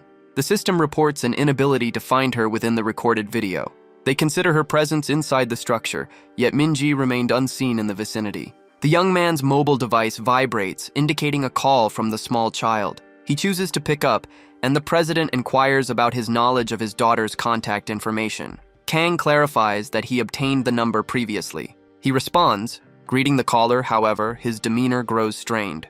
Taeho draws near, addressing Mr. Na Kang-in. He asks about the reason for the man's apparent distress. The main character keeps moving within that area. He asks Ji if Minji might have dropped and damaged her phone, but the robot indicates the noise was dissimilar. The call's captured data is then replicated. The protagonist's mind receives the analysis findings. An airy sound originated from a lightweight item caught externally, and the resonance of reinforced plastic, pressed by metal, occurred within a confined space. Kang reviews these hints in his mind. He surmised that a restricted area would indicate a car. In another place, men debated who would abduct someone and provide them with a phone. However, the second person lacked that knowledge. The girl had been taken by him quickly, therefore no issues were expected. And the boss stated that his breaking it seemed suspicious, especially if they tried calling back and received no response. The boss inquired about the person she had contacted. The man replied that she had called someone known as Snack Guy. Regardless, they were advised to quietly abandon the vehicle and exit prior to anyone's awareness. Taeho summoned Mr. Na Kang-in. He then questioned the problem, following a phone call from his daughter. He grew solemn and remained silent. Taeho wondered why this made him so anxious. Jian determined that the individual rescue mode had been activated. She observed Minji's bag lying on the floor. The girl's backpack and her snack lay ahead. Footprints point toward the dark vehicle situated in the lot's corner. Kang's gaze turns icy and begins to sprint as the president merely calls out his name. Silence falls over him once the backpack is spotted on the floor. He states it belongs to his daughter, then lifts his gaze, pondering its significance. The gang's driver shows surprise. He then tells his superior that an individual approaches. The man yells back, calling him an insane bastard. This calm report angered him, demanding the car's immediate acceleration. The vehicle starts. Jian declares them to be the definite enemy. The agent had been spotted. Kang confirms his awareness. The AI suggests the plate is suitable gear for vehicles and advises its deployment. Kang takes hold of it. He lifted the item from the ground, a display of his power. Then he moved ahead as quickly as possible. The kidnappers remarked that someone was pursuing them. Their boss questioned his sanity, believing he could not catch a vehicle by running, yet acknowledged that sometimes the impossible occurred. However, in this particular instance, he instructed the driver to accelerate even more. Minji glanced behind her, thinking of the snack vendor, her father, and her mother. The driver informed his boss that their situation was dire. That man suggested he had likely grown tired and collapsed, so they should disregard him and continue driving. But the protagonist sprang from the ground. He advanced with incredible speed. The kidnapper's boss was left speechless by this sight. Kang landed on top of the car, startling everyone inside. The plate in his hand spun with great skill. It became embedded in the car's center, causing the kidnappers to scream. They attempted to understand what had occurred and how that individual arrived. The boss commanded them to drive and quickly dislodge the madman. Kang instructed Ji-hyun to locate a method for stopping the vehicle, and the artificial intelligence advised him to inspect the bumper. A vertical piercing of that spot would instantly halt the engine. Kang pulled the plate out from within the car, gripping it with increased force. He then embedded it straight into the vehicle's engine. The kidnappers stared at him, terrified. They called the man a madman as Kang simply observed them. The boss stated that the man would prevent their departure and ordered the brakes to be applied to dislodge him. The driver complied with the instruction. This action sent the protagonist tumbling from the vehicle's roof. Min-ji began to cry, worried about the snack vendor's fate. Those observing from a distance were astonished. Their cries were directed at Min-ji and Mr. Na Kang-hyun. The leader of the kidnappers laughed at the protagonist, stating it had been an emergency stop. He warned that if the protagonist continued to behave so disrespectfully, his life would be forfeited. Yet, the protagonist executed a flawless acrobatic maneuver, touching down perfectly on the earth. The protagonist gazed intently at the kidnappers, and Jian commented that he had successfully operated the vehicle's brakes. The driver mentioned that the individual had been propelled quite a distance, but no injury occurred. Subsequently, his boss instructed him to increase the car's speed and run over the protagonist, allowing them to depart from the area. Yet, their automobile failed to budge. The boss became enraged, inquiring about the driver's current activity. The boss then observed the assailant had targeted the vehicle's engine initially. He began striking a subordinate, commanding them to cease observing and eliminate the man. The boss intended to retain the child within the vehicle. The two departed, labeling Kang a bastard. They demanded to understand his true nature. However, the protagonist merely stated his identity resembled Batman, a reference they failed to grasp. The protagonist kept moving forward. He explained the name originated beyond Korea, subsequently kicking one opponent.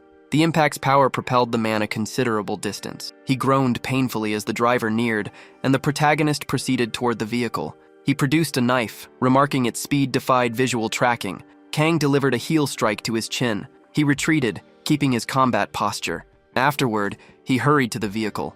From within the car, the boss cried out to God, overcome by terror. Min-ji attempted to speak, though her mouth was obstructed. The boss challenged whether he believed him scared, given that everyone had been subdued instantly. However, the protagonist tapped the window, assuring Min-ji she need not fear, as he would rescue her. The young girl's gaze brightened instantly. Kang inquired about the strategy for apprehending the abductor. Ji-hyun proposed either entering the vehicle to convince him or enticing him to exit it. The protagonist determined that drawing him outside was preferable, ensuring Min-ji's safety during the confrontation. Ji-hyun then instructed him to distance himself from the vehicle.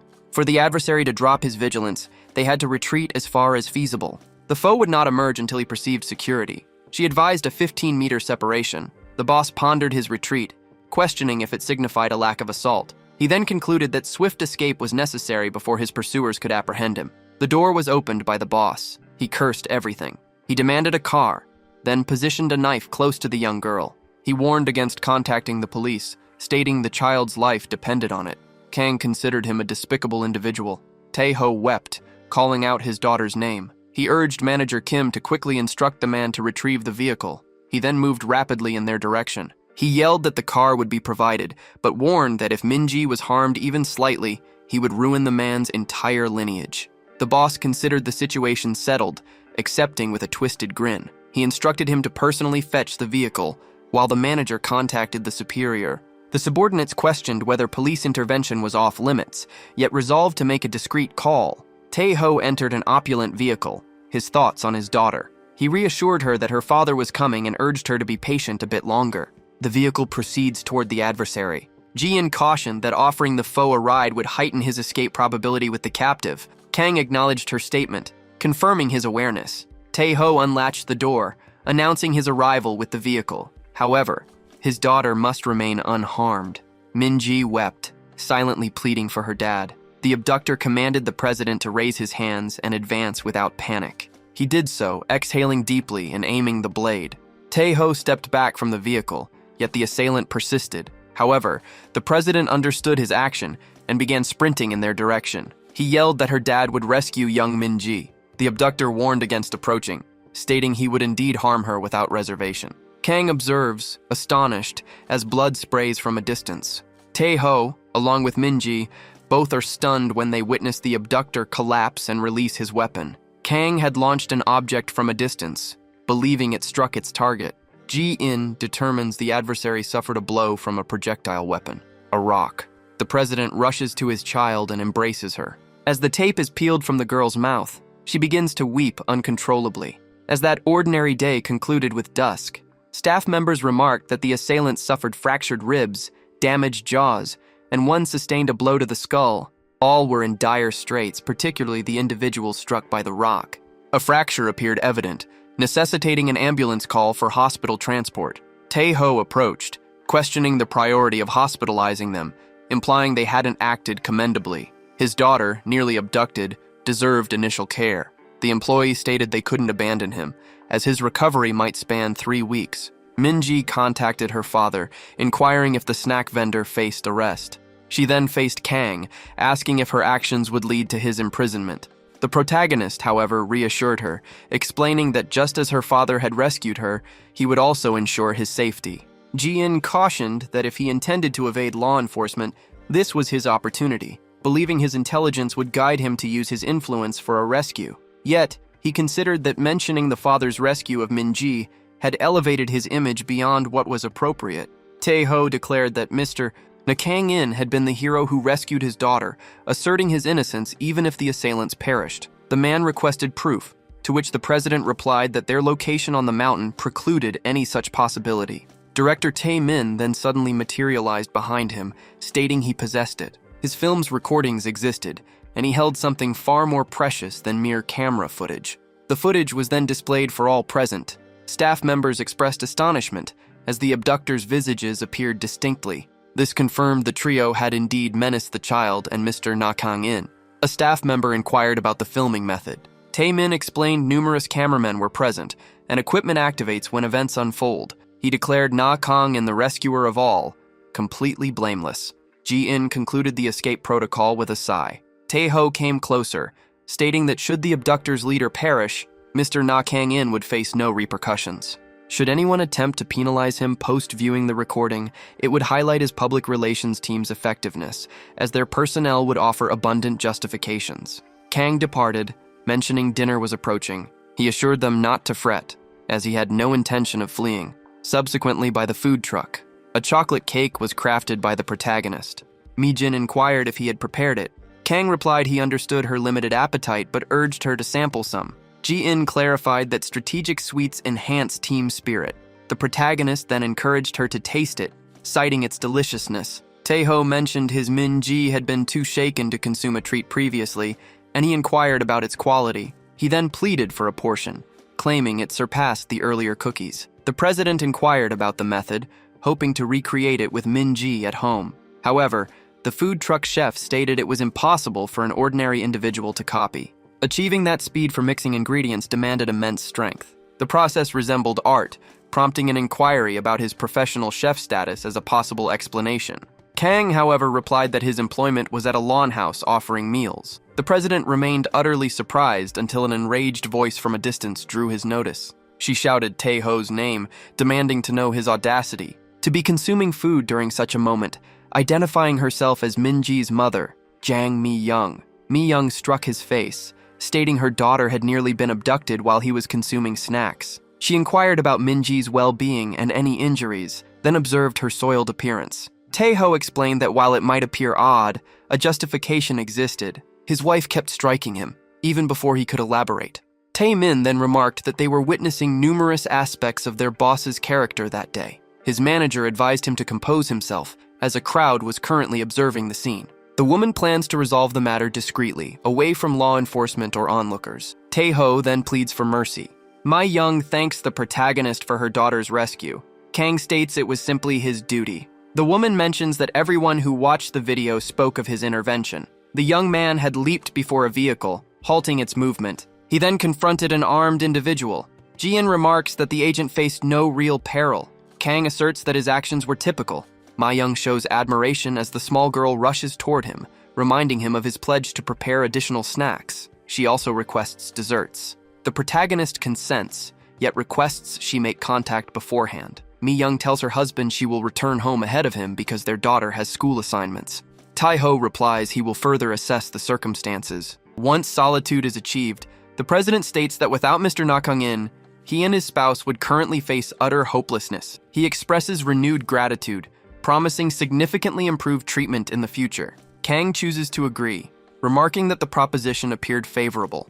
Unexpectedly, someone else summons President Tae-ho, requesting his presence at that location. Manhwa then sighs from behind the protagonist. She observed that day he performed action sequences and even apprehended abductors. Therefore, the assertion he was employed at the lawn house proved false. Kang refutes her statement. She then inquires about the location, explaining her need for the address and contact information. The protagonist enters data into the device and stores it under his designation. She expressed gratitude, a slight flush appearing on her cheeks. She clarified that he shouldn't misunderstand, as her request wasn't for his contact information, but solely for directions to the lawn house. Kang turned his gaze, his expression devoid of emotion. He considered that he lacked the lawn house's phone number regardless. The girl then warned that his continued gaze would make her blush. Their discussion was abruptly halted by a loud exclamation, demanding to know who had posted the video online. From everyone present, the speaker questioned who on earth had uploaded his daughter's rescue footage to YouTube. He assembled all individuals from the studio, asserting that one of them was responsible. Manager Kim drew near, informing him that the public relations chief was attempting to reach him. He inquired about Minji's well-being. The president replied that her safety was evident, as he had witnessed her rescue by the hero, and emphasized the immediate need to remove all videos. The chief explained that halting its spread proved challenging, as it was disseminating throughout the whole internet, not merely via news outlets. Tae-ho commanded that the initial leaker be identified. The chief assured him he would exert maximum effort. The director then loudly declared that any confessor's life would be spared, while his assistant attempted to soothe him. Tae-ho telephoned his wife, who was inside her car, and promptly picked up. She immediately asked what he had done now. The president urged her to remain calm while he spoke. The subject was Minji's rescue footage, which had been widely disseminated online and was now spreading uncontrollably. He reassured her not to worry, as the leaker would be identified. Mi-young then revealed their daughter was responsible. This revelation rendered the president silent. Mi-young clarified that upon viewing the video earlier, she became thrilled. She had remarked that the snack vendor resembled a hero and uploaded it online. Her daughter believed the hero deserved broad recognition, and Mi-young concurred. She wondered what the issue was, just as director Tae-min summoned the president. Tae-min expressed his profound disappointment in the president. Tae-ho attempted to soothe him, requesting his attention. However, the director stated he could no longer rely on him. The following day, at an internet cafe, the girls remarked on the absurdity of the situation. The footage resembled a movie's promotional material. They added that such a car stunt would be fatal. Yoon Seo extended an invitation to Ai Ryum to see the film upon its release. Ai Ryum accepted, and Song Hwan inquired about joining them. Ai Ryum commented that, regardless, the man resembled Kang In. Yoon Seo stated the poor resolution prevented clear identification. Yet the physique seemed alike. She found it improbable he would ever be in such footage. Her friend concurred, noting that even if Kang In were the person, it seemed extreme. Still, she expressed a desire to learn his return time, as they missed him. The main character's face was hidden by a mask and a cap. Multiple kicks struck actors performing as thugs. He took cover behind a post, avoiding the shots. He then moved with remarkable speed, striking the armed thug's face with a kick. Kang moved toward Yoon-ha. A radiant expression appeared on the girl's face as she watched him, and the director immediately called for a cut. Actor Kim Yoo-chan took the protagonist's place. So the movie began anew, and the actor inquired whether the helpless princess was weaponless. The director halted the scene, thanking all for their diligent work. The director noted Kang In's action sequence had been flawless. Yet, upon Yoon-ha's gaze toward Yoo-chan, her eyes appeared distinct, and her facial features had transformed. Yoon-ha then suggested the director must be exhausted from staying there all night. Tae-min approached the protagonist, expressing gratitude for the swift progress of filming. He then inquired if the day had gone smoothly. Tae-ho confirmed this, noting that action sequences were planned for the next day, and offered his thanks. The protagonist asked about the status of Minji's rescue video. The director then began to explain. The video had gained international exposure, and news was circulating. However, people mistakenly believed it was a trailer, so witnesses were silenced. The narrative of it being a trailer was then amplified. Kang then questioned if the gentleman was all right. Tae-ho asked how a father would feel when his daughter's rescue video became the most viewed worldwide. Regardless, he thanked them again for successfully creating this movie. The director mentioned they had finished the extra filming ahead of schedule. Shin Yoon-ha, originally a supporting actress, had her script changed, making her one of the protagonists. The girl expressed her thanks. Tae-ho stated he wished to buy the protagonist some drinks today. Yoon-ha and Yoo-chan had worked hard too, so they all go together, and the director will stay there editing. Ji-yoon asks the protagonist to accept because it was the promise from before, and Kang agrees. The AI observed the venue's high cost. It also noted the quality of the beverages, suggesting he consume freely. Ji-eun remarked on the robot's surprising assertiveness. Eun-ha took a drink bottle and requested Kang's glass. Meanwhile, Yoo-chan stated he would serve the beverage first. They both contended about serving the main character's drink, citing their debts to him. Concurrently, President Tae-ho filled his own glass. Kang expressed gratitude.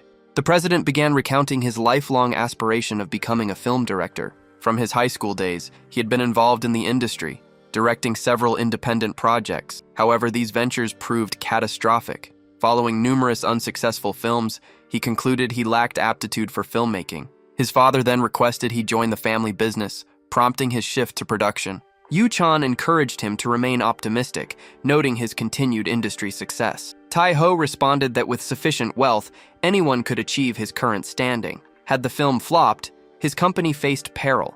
Kang suggested this might be due to his independence from his father's work. Tae-ho explained his father possessed a renowned military equipment manufacturing firm. His father had provided capital to the business and would never compromise their assistance. However, he confessed to investing $10 billion in this movie, using those funds as security. Yoon-ha expressed doubt. Tae-ho stated that should the movie not succeed, he would implore his father for assistance, though he also mentioned receiving a golf club strike from him. The revelation astonished her, given his age exceeded 40. The president then affirmed that those particular funds were meant to remain undisturbed. Yoo-chan remarked on the man's ambition. The president then inquired whether the movie's failure was a logical outcome. He had personally risked and committed capital for that very reason, the thought of that annoying dependent fueling his decision. They inquired about his father's company name and its public recognition. Upon hearing Iron Qigong Engineering's name, Ji-yoon notified the agent that their records contained relevant details. The company manufactured combat gear utilized in specific areas during 2082. Their records also indicated the 2024 model marked its final production. He expressed skepticism. Ji-yoon clarified that despite its age, it served as primary combat equipment in certain locations. Previously owned items commanded significant market value, and Iron Qigong itself represented costly military hardware. Kang then pondered why its production ceased post-2024. Yet, an unexpected bankruptcy looms for them this year, a situation that suggested an anomaly. The substance incident, the building's collapse, and Minji's abduction might all share a common link. Tae-ho questioned Mr. Kang's apparent irritation and whether an issue existed. The main character denied involvement, stating an issue existed with Mr. Lee. A film's failure would deplete resources, and he could not risk his father's business. Tae-ho countered that fund loss was the only condition, promising to inform his father, ensuring their safety. But Kang disagreed, believing the situation was no longer straightforward. Suspicion had grown over several days. The Gangwon Studios' collapse on day 1, caused by a break-in, was no natural occurrence. Tae-ho recalled the mention, noting police had investigated the studio, with analysis performed by the National Forensic Service. Sabotage would likely be suggested as a possibility, yet concrete proof remained absent. Furthermore, the lead actor's arrest for substance possession at a party a week prior appeared suspicious. During the Seoul arson inquiry, police made an unexpected discovery. Kang concurred, noting the arsonist event was unplanned. The substance party invasion forced Tae-cho to film within a week, but without it, other events might unfold.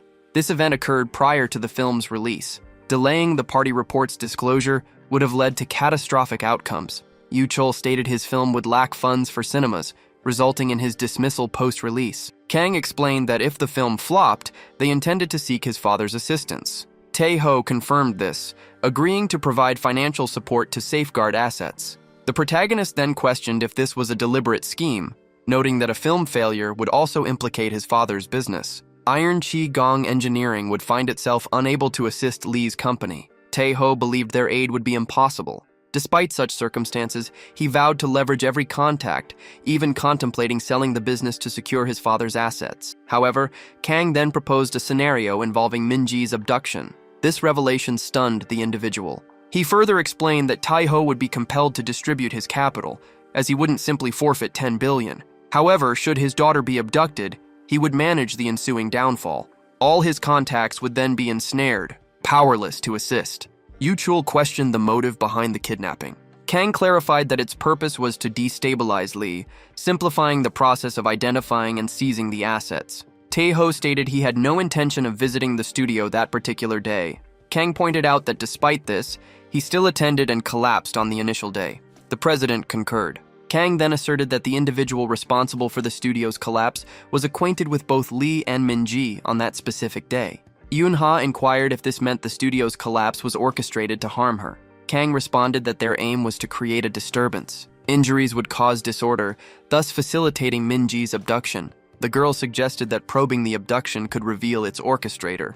Kang countered that such an investigation would not be straightforward. Police officers expressed frustration at the station, noting the individual possessed no information. The trio of criminals occupied the chairs. A police officer mentioned hearing reports concerning a kidnapped girl identified as a billionaire's daughter. However, due to the mountain area lacking surveillance, they were unable to apprehend the person or investigate the rumor's origin. His colleague replied that specifics remained unknown, only that a higher authority had issued the command. An immediate investigation was necessary, given the absence of area surveillance. Returning to the restaurant, Kang stated this situation would unfold if the movie proved unsuccessful. However, they ought to view it as an engaging narrative. Yoon-ha then remarked that it was exceptional for scenario writing, not just for its action. They playfully discussed the film's potential lead character. Yet, Tae-hoo appeared entirely uneasy. Several hours passed, after which they concluded their drinks and pondered whether to continue imbibing. Yu-chan bid the gentleman farewell. Yoon-ha went with him. Kang reflected that he nearly succeeded this time, and he could not risk the Iron Qigong Company's funds once more. They needed resilience to avoid attempting such perilous endeavors. With every variable eliminated, their safety this year seemed assured. Yoon-ha unexpectedly summoned the protagonist, inquiring if he desired another drink alongside her. Kang accepted the invitation to drink with the trio, which irritated the girl. Elsewhere, the father, Lee Young-min, CEO of Shaolin Engineering, labeled his son a foolish idiot for risking corporate money on a film project. Tae-hoo asserted the movie would succeed, stating its importance would lead to company expansion and improved corporate standing. His brother, Tae-sung, remarked on the poor atmosphere and his siblings' consistent behavior.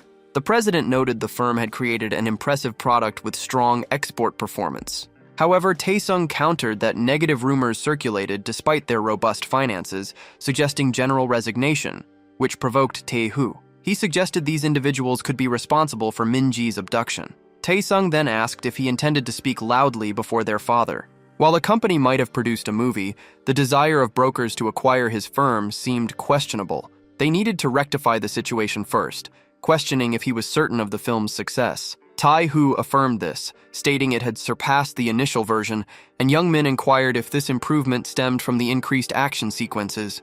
The president attributed the film's accelerated production to Mr. Na Kang-in, crediting him entirely. Tae-sung downplayed his role, suggesting he merely excelled at commending performers, but the president insisted his contribution was exceptional. Young-min proposed that a thriving company could counter external threats, a sentiment Tae-sung echoed, citing their ability to self-defend. The CEO summoned his son, cautioning that further interference with finances would result in disinheritance, to which Tae-hoo assented, promising no recurrence, privately crediting Mr. Na Kang-in for the outcome. Tae-sung instructed him to secure the action actor, offering roles in numerous films, and assured further compensation for his assistance. He stated Mr. Na Kang-in had already reached a standing where offering him a part was no longer feasible. While at the internet cafe, Yoon Seo was extended an invitation for the film Sunny Day's premiere. She expressed uncertainty and a lack of availability for the day, but Kang advised her not to be concerned if her schedule was full. Ariam inquired about her, and Song Hwan followed suit. She stated her well-being, mentioning that new staff had joined his team and that automated cleaners performed superiorly to him. The recent promotional video they viewed was the very film Mr. Kang had been involved with, explaining the situation. It was unsurprising how much it resembled Kang-in that advertisement, and as it marked his first work, they would certainly attend its viewing. The trio affirmed its correctness and pledged their continued loyalty, while Kang cautioned them against skipping their part-time shifts. Inside a Seoul City cinema, several reporters requested Mr. Yu Chan to also pose, as he gave a thumbs-up gesture towards the spotlights. Another reporter then asked Ms. Shin Yoon-ha for a heart gesture, which she performed. The assembled group remarked on the numerous celebrities present for the film's premiere. Yoon Seo inquired about Kang's presence, and the young man explained that his likeness was not featured in the film. Yu Chan smiled after spotting the main character at a distance. The main character observed his prior realization of this. Ji Yoon then notified the agent regarding the matter.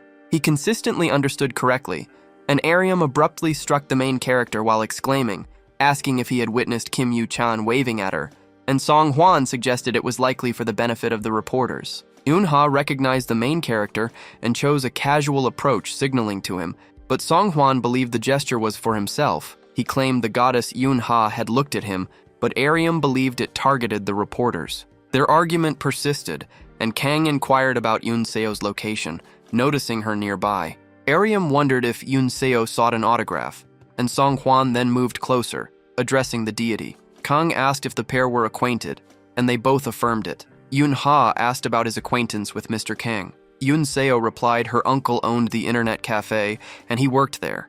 The blonde woman mentioned their mutual acquaintance despite having distinct surnames. Their early years were spent nearby, and they knew her embarrassing history. Yu-chan complained his hand hurt from earlier gestures, while the protagonist noted the many reporters made acknowledging them impossible. Aryam observed Kang-in spoke casually with the great Yu-chan, and Yoon Seo did the same with Shin Yoon-ha. Song Hwan suggested he might start acting, but Aryam looked at him shamefully. Min-ji rushes to the protagonist, seeking the snack uncle. The protagonist inquires about her well-being, and the girl states her boredom had ended. Mi-jung comes closer, mentioning that prime seats were secured for Mr. Na Kang-in, which surprises Aryam. The protagonist mentions possessing a ticket, and Tae-ho instructs them to keep the seat vacant as he performs a lead role. Song Hwan suggests he might acquire cooking skills, secure an additional occupation, and become the next celebrity. Within the packed cinema, the group assembles. Taemin expresses a wish that Mr. Kang-in's name appeared in the acknowledgements, but Kang refutes this, explaining his desire to avoid public recognition as his profession isn't acting. The director states that this film would feature a single premiere, adding that without Kang-in's involvement, its release would have been challenging. He then thanks him and observes the film's commencement. Kang raises his gaze and starts concentrating. His entire group of friends observes with enthusiasm. Externally, personnel detect considerable commotion originating from the cinema hall, with cheers included. The staff noted the audience's unified participation, a contrast to their typical quiet viewing, as the film proved enjoyable. The cinema stage lights illuminated, signaling the film's conclusion. A person stood up, applauding the movie. Ji-yoon stated that without their assistance, the project would have been ordinary, but its quality significantly improved. Kang then expressed that it was fun. The audience remarked that the film passed instantly and was incredible, anticipating the upcoming stage interview with the actors. Taemin thanked everyone for attending and watching. He then announced his intention to confess details about the work to the audience. The scenes depicting a studio collapse were authentic, and while some members might disapprove upon learning this, he assured them it was unintentional, using the footage with everyone's consent. He clarified that no one was injured, and had there been casualties, the footage would never have been utilized. Kang considered that public opinion might worsen, a matter the public relations team would address later. A reporter introduced himself as Kim, asking Yoon-ha if she received treatment for the incident, as the film The Girl, however, stated her full health and safe rescue. The reporter then inquired about Yu Chan, who replied that injury would have likely removed him from existence. His food truck uncle was responsible. Given his physique, the uncle requested he remain, having exerted much effort. Kang mentally urged the reporter to avoid eye contact, suggesting this civilian's involvement be excluded from the report.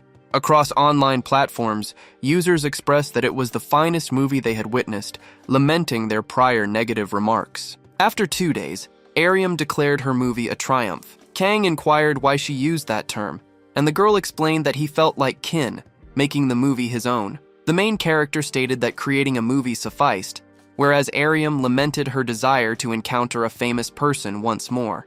He grumbled about being occupied with different matters, prompting her to ask about his activities as the internet cafe's manager.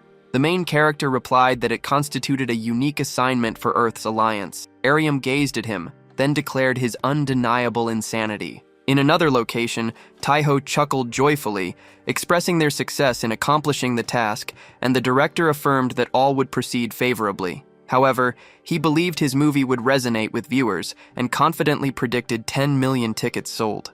Taiho stated that soon, Taemin would achieve viral director status with 10 million admissions. He recalled nearly crying over the first day's poor performance due to empty theaters, but now felt immense joy. Taemin mentioned considering a full-scale action film next, noting his expertise in romance and the excellent action in the current movie. The director, however, brought up Na Kang-in, suggesting his involvement could eliminate the need for script development. Taeho addressed the director, inquiring if he wished to sign their film, promising generous payment and utilizing action to enhance the movie, which the director accepted. The president asked if he had contacted Mr. Na Kang-in, and Taemin replied he would attempt to do so immediately. Kang received a call on his mobile, assuming it was an unfamiliar number, and disconnected it. During a radio broadcast, the host announced the arrival of two special guests from the movie Sunny Day. They greeted Kim Yoo-chan and Shin Yoon-ha, asking their thoughts on Sunny Day's recent immense popularity. The young man replied he was overwhelmed with interviews. The radio host then mentioned the building's collapse, and Eun-ha confirmed it, adding she was safe, and the stuntman skillfully avoided all falling metal. The host remarked on its seriousness, and questioned Yoo-chan's whereabouts at that moment. Yoo-chan explained his removal occurred prior to the incident, and the film omitted it due to his unusual displacement. The radio host then stated the stuntman's incredible skill, noting his rapid calculations, which Yoon-ha corroborated. Yoo-chan mentioned he had even entered a car and halted it using a metal plate. The radio personality requested a pause, stating she had viewed the film and recalled no such sequence. This revelation left both individuals surprised. Yoon-ha considered her colleague's remarks superfluous, adding that he excelled not just as a stuntman, but also as an excellent chef. The woman then read a live chat message where a viewer asserted the car-stopping footage was authentic. Both realized they faced difficulties, while the chat expressed displeasure at this situation's reality. Within his office, Taiho became irritated hearing this news, exclaiming that Yoo-chan was foolish. The Ticho marketing team leader voiced complaints regarding the actor, and the president stated a rapid strategy was essential. The leader noted the revelation occurred sooner than the planned 20-day schedule. Taeho inquired about alternative solutions, and the leader responded that adjusting the timing was crucial, as failing to do so would make managing the situation difficult. The president let out a slight sigh and shifted his mobile phone. He then held the device to his ear, awaiting a response. Kang responded, and following their discussion, he stated the information came out sooner than anticipated, promising a full report on the event's actual date. He considered it fortunate, yet Taeho clarified that while he acted heroically, the corporation would manage the entire affair. The plan was to present the footage as remarkable, not grave. Rather than accusing Minji, attention would shift to his admirable qualities. The main character instructed him to proceed, but to omit his name from all acknowledgments or media appearances. Following a brief intermission, they resumed with part 2 once the music concluded. Yoo-chan expressed dissatisfaction with the team leader, offering multiple apologies. He stated his willingness to do anything requested, and the leader instructed him to disclose all details as he was being asked to describe the event with utmost clarity. Although originally scheduled for release in 20 days, immediate disclosure was now necessary, a decision the CEO had endorsed. Yoon-ha announced their imminent start, to which Yoo-chan affirmed, adding that Kang's name would not be spoken. The radio presenter resumed the broadcast, noting the overwhelming number of comments. Yoo-chan then stated his intention to discuss the events, as he had lacked an earlier opportunity for explanation. An actual incident took place on their initial day of studio recording when several kidnappers attempted to abduct Minji. Yoon-ha registered her surprise, realizing they chose this moment for the big reveal. Yoo-chan clarified that the individual from the food truck had successfully apprehended the kidnappers, with the video being viewed by all. Online users remarked that he seemed superhuman, possessing abilities akin to a special agent. Following an assessment, one man observed his speed surpassed the Olympic record. Elsewhere online, speculation arose that he could be history's greatest baseball player. Ji-in noted the agent's details were circulating online, but Kang assured them his identity remained undisclosed, making it acceptable. A query arose about his Olympic eligibility, yet the system indicated he would fail a doping test. Baseball encountered identical problems, prompting the protagonist to advise him against pursuing it, as success was unlikely. Ji-in then shifted the conversation, suggesting relocation to a more secure and improved location. This would allow him to wrest the combat mode more effectively, and Kang inquired about their financial capability for such a move. The artificial intelligence reported that the recent movie's payment had already been credited to the account. A sum of 5 million won had been deposited, prompting Kang to inquire if that constituted the total amount. Arayam announced her intention to reveal information, stating that from the instant she viewed the video, she recognized Kang In. She possessed keen observational skills for individuals, and Seong Hwan expressed his unawareness of another proficient individual. The young woman inquired if he had encountered anyone else resembling Appa Kang In. Seong Hwan affirmed this, as the individual he encountered also possessed remarkable skill. Inside his room, Kang grumbled about his ears feeling hot. Yoon-ha arrived at the internet cafe where she received a welcome. She inquired if Na Kang-in was employed there, and Seong Hwan confirmed it, then realizing her identity. He then questioned if it was truly her, and Yoon-seo addressed her friend, inquiring about her visit and remarking on her recent busy schedule. Yoon-ha stated she had come to speak with Kang, and understood the food was excellent. The young woman explained he was presently in his room, given his residence at the internet cafe. She asked if he lacked a face, and Yoon-seo responded that she didn't know, but he consumed meals and slept there. It was suggested that a man and a woman cohabiting might be somewhat improper, but Yoon-ha vehemently disagreed. An argument ensued, as Kang was not that kind of individual and would not harm her. Nevertheless, she was welcome to enter since he was inside. Kang stood up after hearing his room door open. The young woman addressed her Appa, and the main character inquired about her visit. She explained her arrival was to offer an apology for Yu-chan's radio comments. Kang clarified that she hadn't been the one speaking, adding that she had been on the same program and that individual truly needed to control his words. He was currently facing consequences from Min Hyung, enduring a difficult period. Kang inquired if her journey was solely for that declaration. She added that she had learned the internet cafe was renowned for its cuisine and wished to sample it. The main character stated that no food service was available today, as he had an appointment, prompting Yoon-ha to ask his destination. He explained his need for lodging, noting that, as she could observe, the current situation was unsuitable. Yoon-ha questioned why an individual such as him resided there, and the main character replied that he possessed his own justifications. The young woman envisioned the protagonist as a man with intriguing tales. She declared her intention to accompany him, suggesting that assistance in choosing would be beneficial, but Kang asserted his ability to manage independently. They both resolved to proceed jointly and entered a residence. The young woman expressed astonishment, and the main character pointed out its features: a refrigerator, an aged air conditioner, and various other amenities. She wondered if his income was too little for a small apartment, and Kang confirmed this. Yoon-ha expressed her inability to grasp why he spent time at an internet cafe. She now also couldn't comprehend his visits to a studio. She inquired about his earnings and proposed assisting him in locating an optimal residence using his funds. Kang disclosed the sum was 5 million. The girl was utterly astonished by the reported amount. She then retrieved her phone, initiating a phone call. The recipient responded, identifying herself as Shin Yoon-ha. Min Young inquired about the situation, cautioning against mentioning any request for Kim Yu-chan's forgiveness at that moment, and the actor pleaded for leniency. The girl refused, stating she would defer that choice to the Sunbai. However, his call concerned a different matter. Apparently, Mr. Nakang had been paid merely 5 million for his appearance. Min Young remarked that additional individuals required handling, and Yoon-ha clarified that Kang had remained silent, so she was speaking on his behalf. She asserted that he had rescued the film and, crucially, had been her daughter's rescuer, promising to consult Taeho as Yoon-ha expressed gratitude. She indicated that she would temporarily entrust the matter to her. She mentioned that while awaiting their reply, they would explore superior locations within the urban area. Lee Tae-hoo contacted the protagonist, explaining he had investigated the situation and discovered he had merely obtained 5 million as an appearance fee, a fact that also astonished him. Director Sun found himself extremely occupied due to the movie's launch. Consequently, the payment division simply handled it routinely, leading to the situation, yet this was deemed intolerable given his contributions. Therefore, he performed calculations based on his role as the official stunt coordinator, and at this moment, he intended to promptly transfer the full amount of 100 million won as Kang and Yoon-ha were observed entering an attractive apartment. The young woman observed that the initial deposit had been quite small, and the protagonist responded that she possessed extensive knowledge. Yoon-ha stated that she was a woman who assisted others in her vicinity, and the protagonist found this agreeable. Ji-in declared her intention to guarantee an unobstructed view of any adversaries, adding that installing curtains would prevent others from observing them. Yoonha inquired about his plans for the leftover 5 million, and Ji-in suggested that acquiring a car would be beneficial for ensuring safe transportation. The man resolved to acquire a car.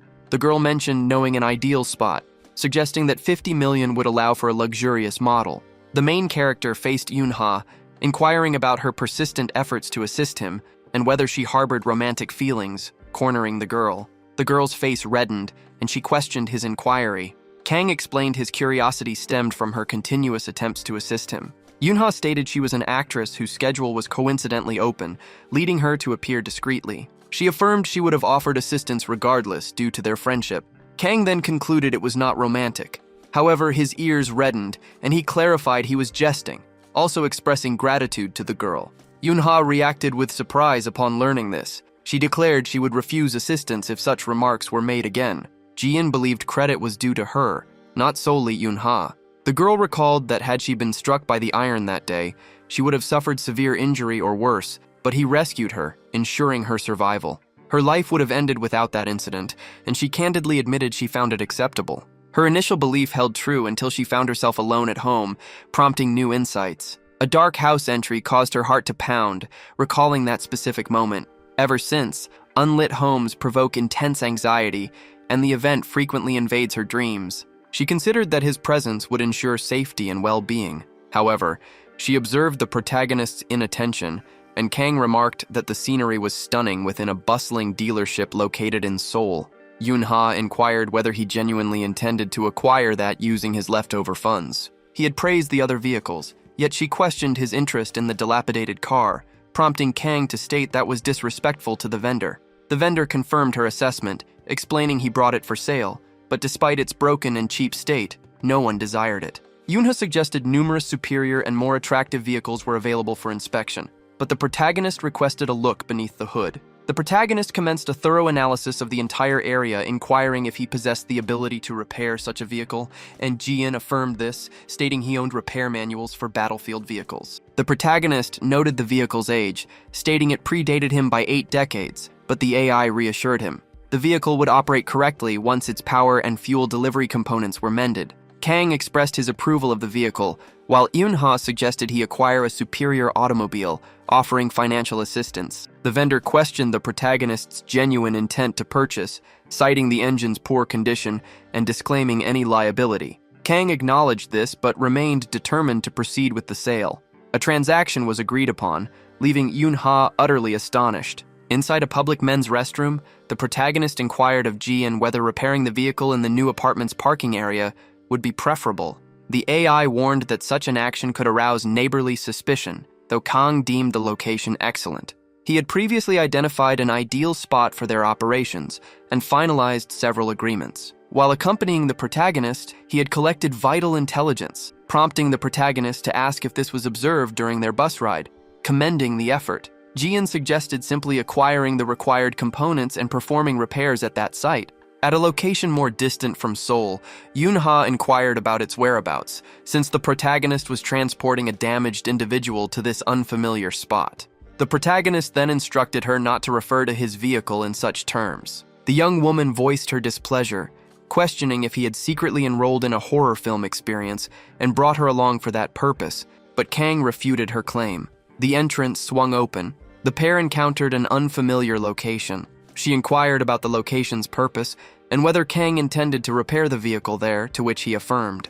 Yoonha questioned his ability to repair the car and the necessity of a mechanic's license, yet Ji-in observed his hands-on repair skills surpassed any formal certification. The main character stated that NeoTube provided all necessary instruction, prompting Yoonha to ask if he was jesting. She wondered about an explosion, considering his belief in revival and rescue, but the protagonist clarified she was presuming their joint departure. She then inquired about the nature of the location, and Kang explained it functioned as a metal shop, now shut down due to the owner's retirement. Consequently, he chose to lease it for 12 months, prompting the girl to ask if his intentions were genuine. Kang then unlatched the vehicle's hood, placing a crimson glove onto his hand. The young woman reacted with astonishment at the sight.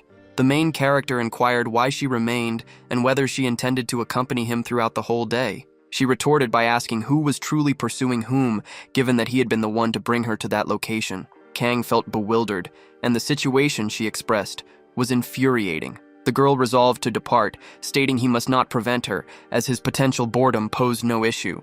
Kang then pointed out their remote location. Her reply was that she would simply contact her manager. However, phone reception was unavailable due to their deep mountain location. She inquired if she had become stranded, and Kang mentioned that spirits also appeared there after dark. The girl shivered in terror.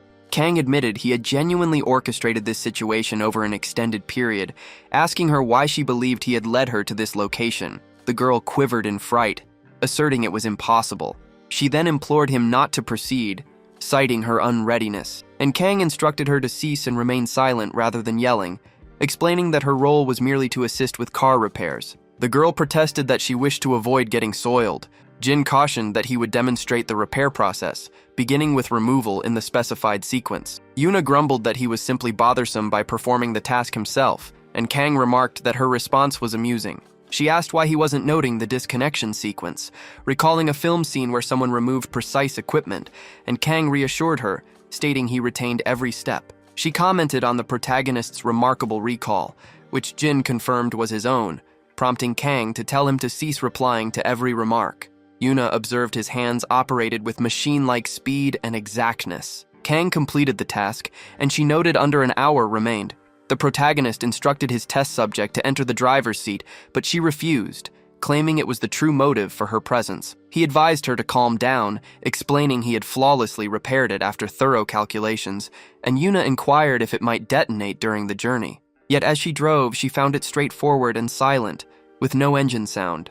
His talents extended beyond culinary skills and martial arts, as his vehicle repair abilities were also extraordinary, leading Kang to comment on his considerable impressiveness. Yuna wondered about the year-long rental of this location, given his swift car repair. If the sole apartment they had visited earlier served as his residence, then this site would function as his manufacturing hub, where he intended to construct mission gear, deeming it essential. She replied that such information was not essential. She inquired about their destination, and Kang offered to drive her home.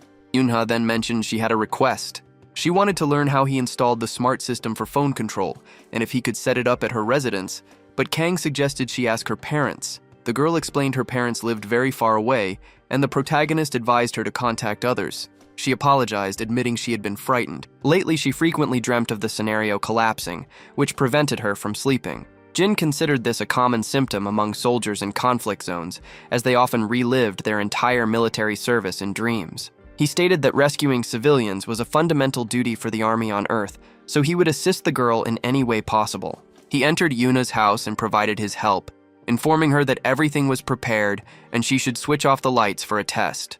Darkness enveloped everything. The young woman then began interacting with her device. Soon, the system functioned, which astonished her. She expressed gratitude, but the main character dismissed her appreciation, stating he intended to depart, prompting her to request he stay. She inquired if her companion felt hungry, as she planned to prepare a delightful dish, promising her utmost effort. She admitted visiting the internet cafe to sample his cooking, but due to her debt, she wouldn't request another meal from him. Instead, she knew a fine restaurant where Gyuchol served as the chef. Ji-hyun mentioned that grasping local customs facilitated assimilation, and since expensive eateries exceeded his financial limits, this presented an opportunity for data gathering.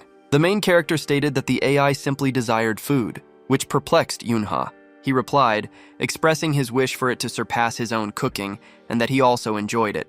The pair proceeded toward an utterly opulent structure. Yuna mentioned the venue's reputation, inquiring if he recognized it, but the protagonist indicated he did not. She explained securing a booking was challenging, and access was not universal, adding that as Shin Yunha, she could obtain a reservation with ease. The renowned and flawless actress, however, the protagonist merely sighed, which annoyed her. She explained having collaborated on numerous films with the chef, obtaining his contact information to secure a private room for two. Kang then asked who she had planned to bring along when she initially made the booking. The girl recalled the prior night, dismissing it as unimportant, but urged them to proceed to their room for the meal at the establishment known as Café de Yumhan. The two took their seats. Kang remarked that he had expected a restaurant, not a cafe, prompting Yunha to inquire if he had ever experienced a date, explaining they would converse in the cafe until his appetite grew. as the actual restaurant was located on the 7th level above them. The protagonist's thoughts turned to the concept of a date. The knowledge that his identity was recorded in the government's database caused him to question if he had lived a life comparable to everyone else present. He pondered his presence here, not in the Earth Union during 2082. The girl proposed they request a window table. She picked up her phone, stating she would confirm her dinner booking for that evening. However, she reacted with shock and then screamed. She questioned the cancellation of her booking, asserting it was impossible since she had made it the previous day, then slammed the phone onto the table. Kang inquired about the problem.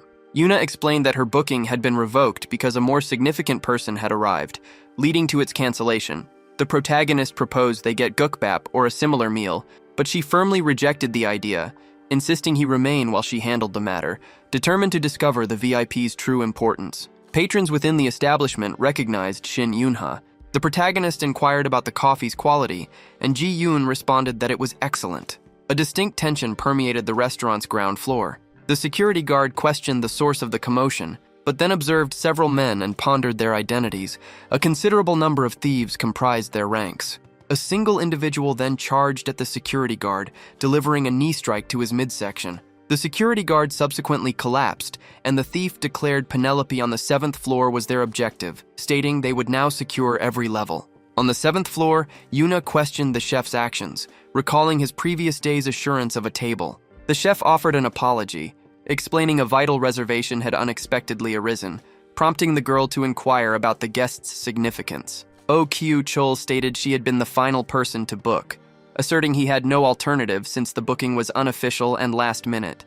Yuna mentioned her prior communication and long journey, while Kyu-chul apologized, believing his staff had notified her. He then promised proper treatment if she returned tomorrow, but the girl appeared hesitant, stating she lacked a reason for another meeting the next day, and if asked to return, he would decline. Kyu-chul then inquired about this individual's identity. Within a different section of the restaurant, a person engaged in a phone conversation. Tai-hu explained his brother had insisted on attending, securing the final reservation for the evening, but was now unable to make it, with Tae-sung conveying his regrets. The young man wondered if he would dine solo, noting his wife's preoccupation with her plans. Tae-sung offered apologies regardless, mentioning a later discussion.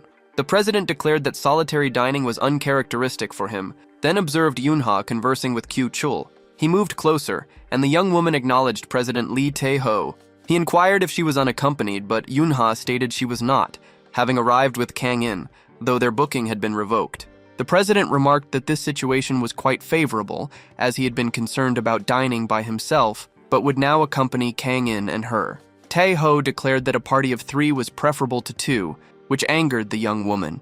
She asked if everything was all right, and Kyu-chul affirmed it was, explaining the situation mirrored hers from earlier. Kang consumed the coffee, commenting on its utterly incredible taste.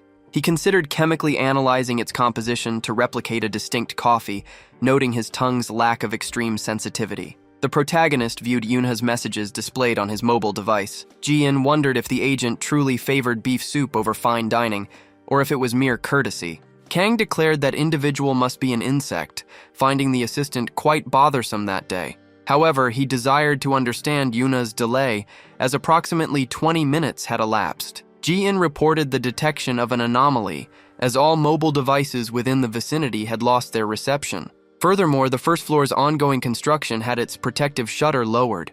The sound from the fire shutter's present condition was analyzed, noting the entrance was fully sealed. 4 unique voices were reconstructed and interpreted. Individuals questioned the shutter's closure, having heard no alarm. The protagonist resolved to descend and investigate, however. The system identified an armed individual at the second site. Several individuals were observed moving behind the cyber cafe. The protagonist inquired about the weapons. Ji-in reported hearing gun reloading sounds and advised his retreat as their approach was imminent within 10 seconds. The protagonist stated that only one exit existed, seeking guidance on his destination. Ji-in instructed him to shatter the cafe window and leap.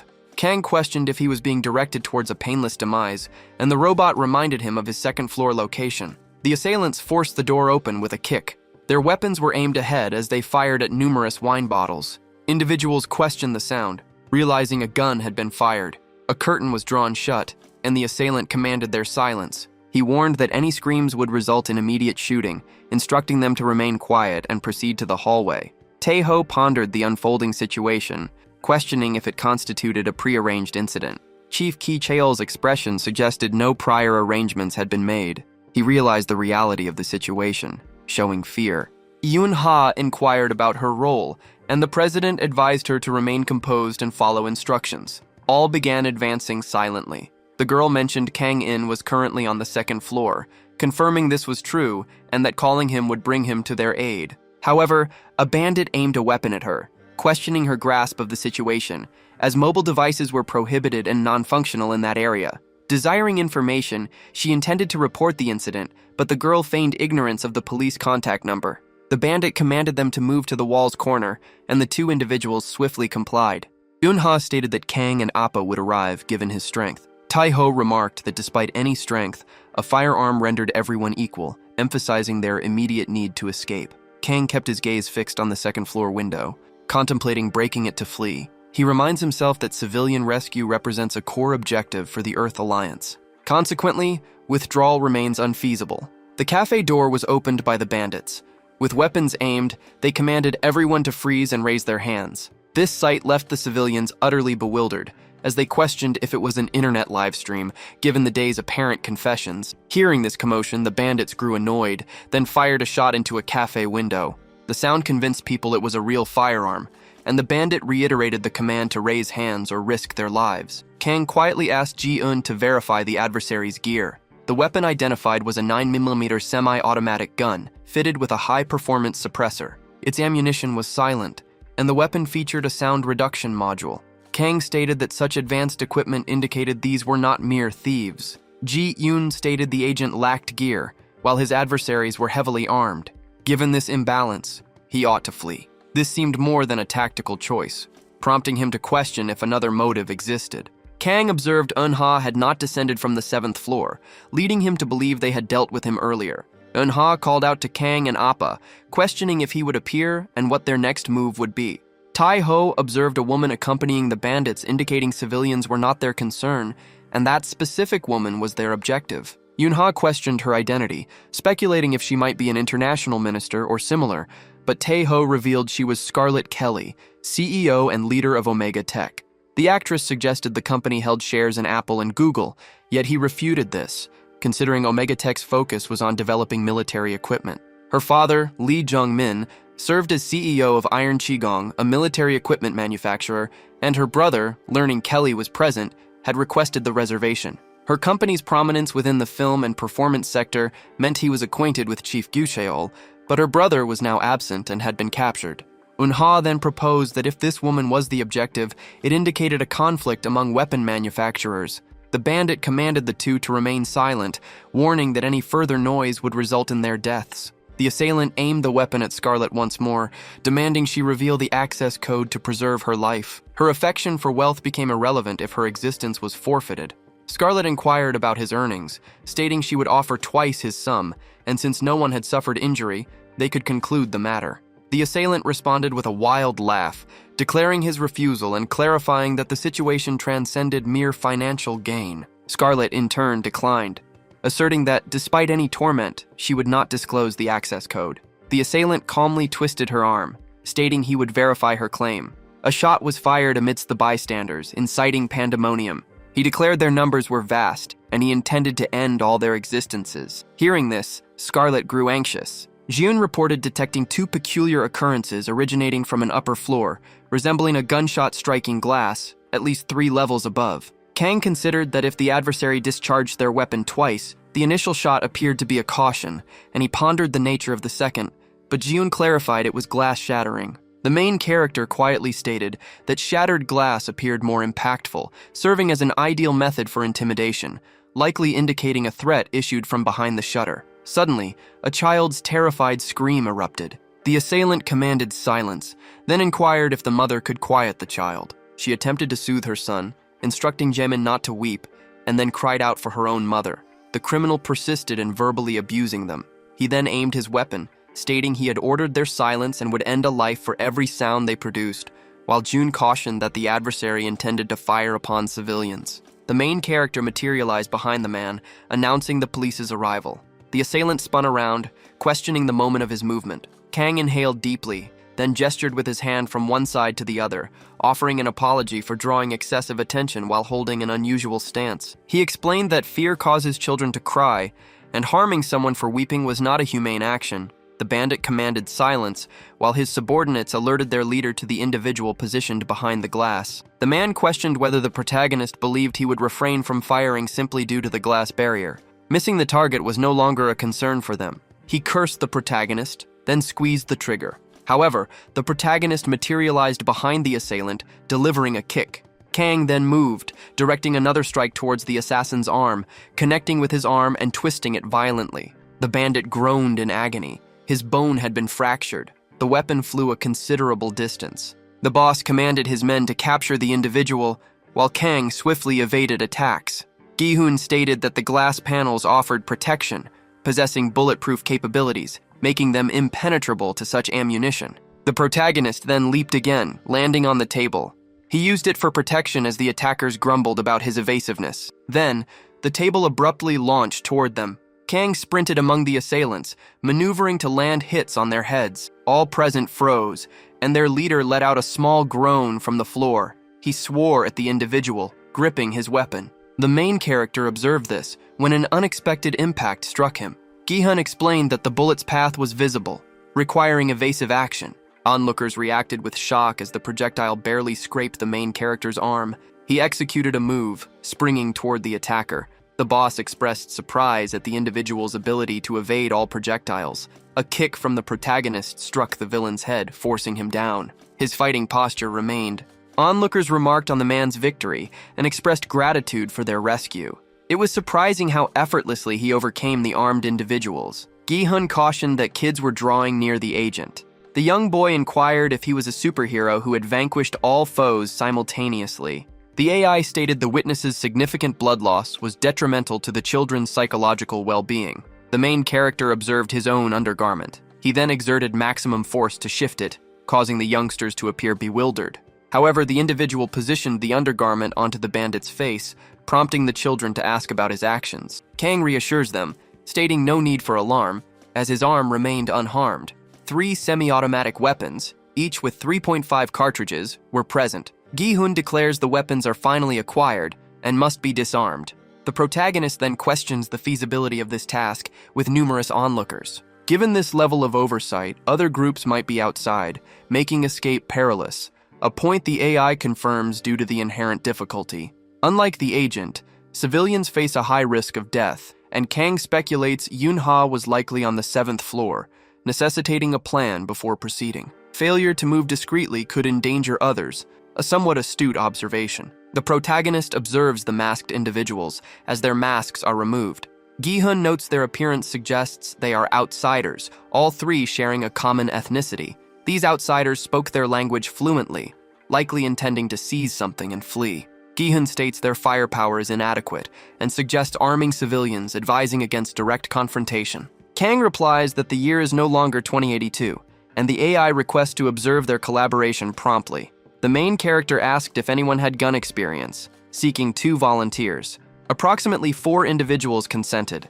Gi-hun stated that adversaries could be present within the civilian group, necessitating careful selection. Kang inquired about each person's function, and they responded that they had military backgrounds. The main character opted to entrust the task to these 2 individuals. Both had children. Terrorists might place spies among civilians, but would not involve their young. Kang cautioned that he would inspect a different zone, instructing them to secure the cafe, which both pledged to defend with their lives. The main character advised against distributing the firearms to anyone, and warned not to allow acceptance of the police, as external snipers could be present, hindering any escape. Kang retrieved a radio from the individual wearing the rabbit mask. Gi-hun mentioned his lack of military background and observed indicators of short-range alteration. Consequently, a voice summoned the individual from the cafe, as sounds had been detected on the upper floor, prompting an inquiry into the situation. Kang asked if the AI retained memory of the rabbit mask's voice, and the system proceeded to alter the agent's vocalization.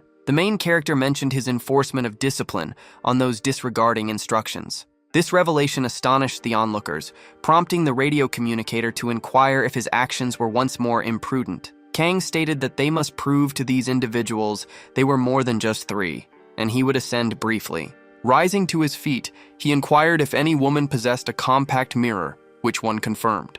The protagonist expressed gratitude to her, his broad grin causing all the young women to flush. Kang ascended the staircase, noting that the elevators had been rendered inoperable.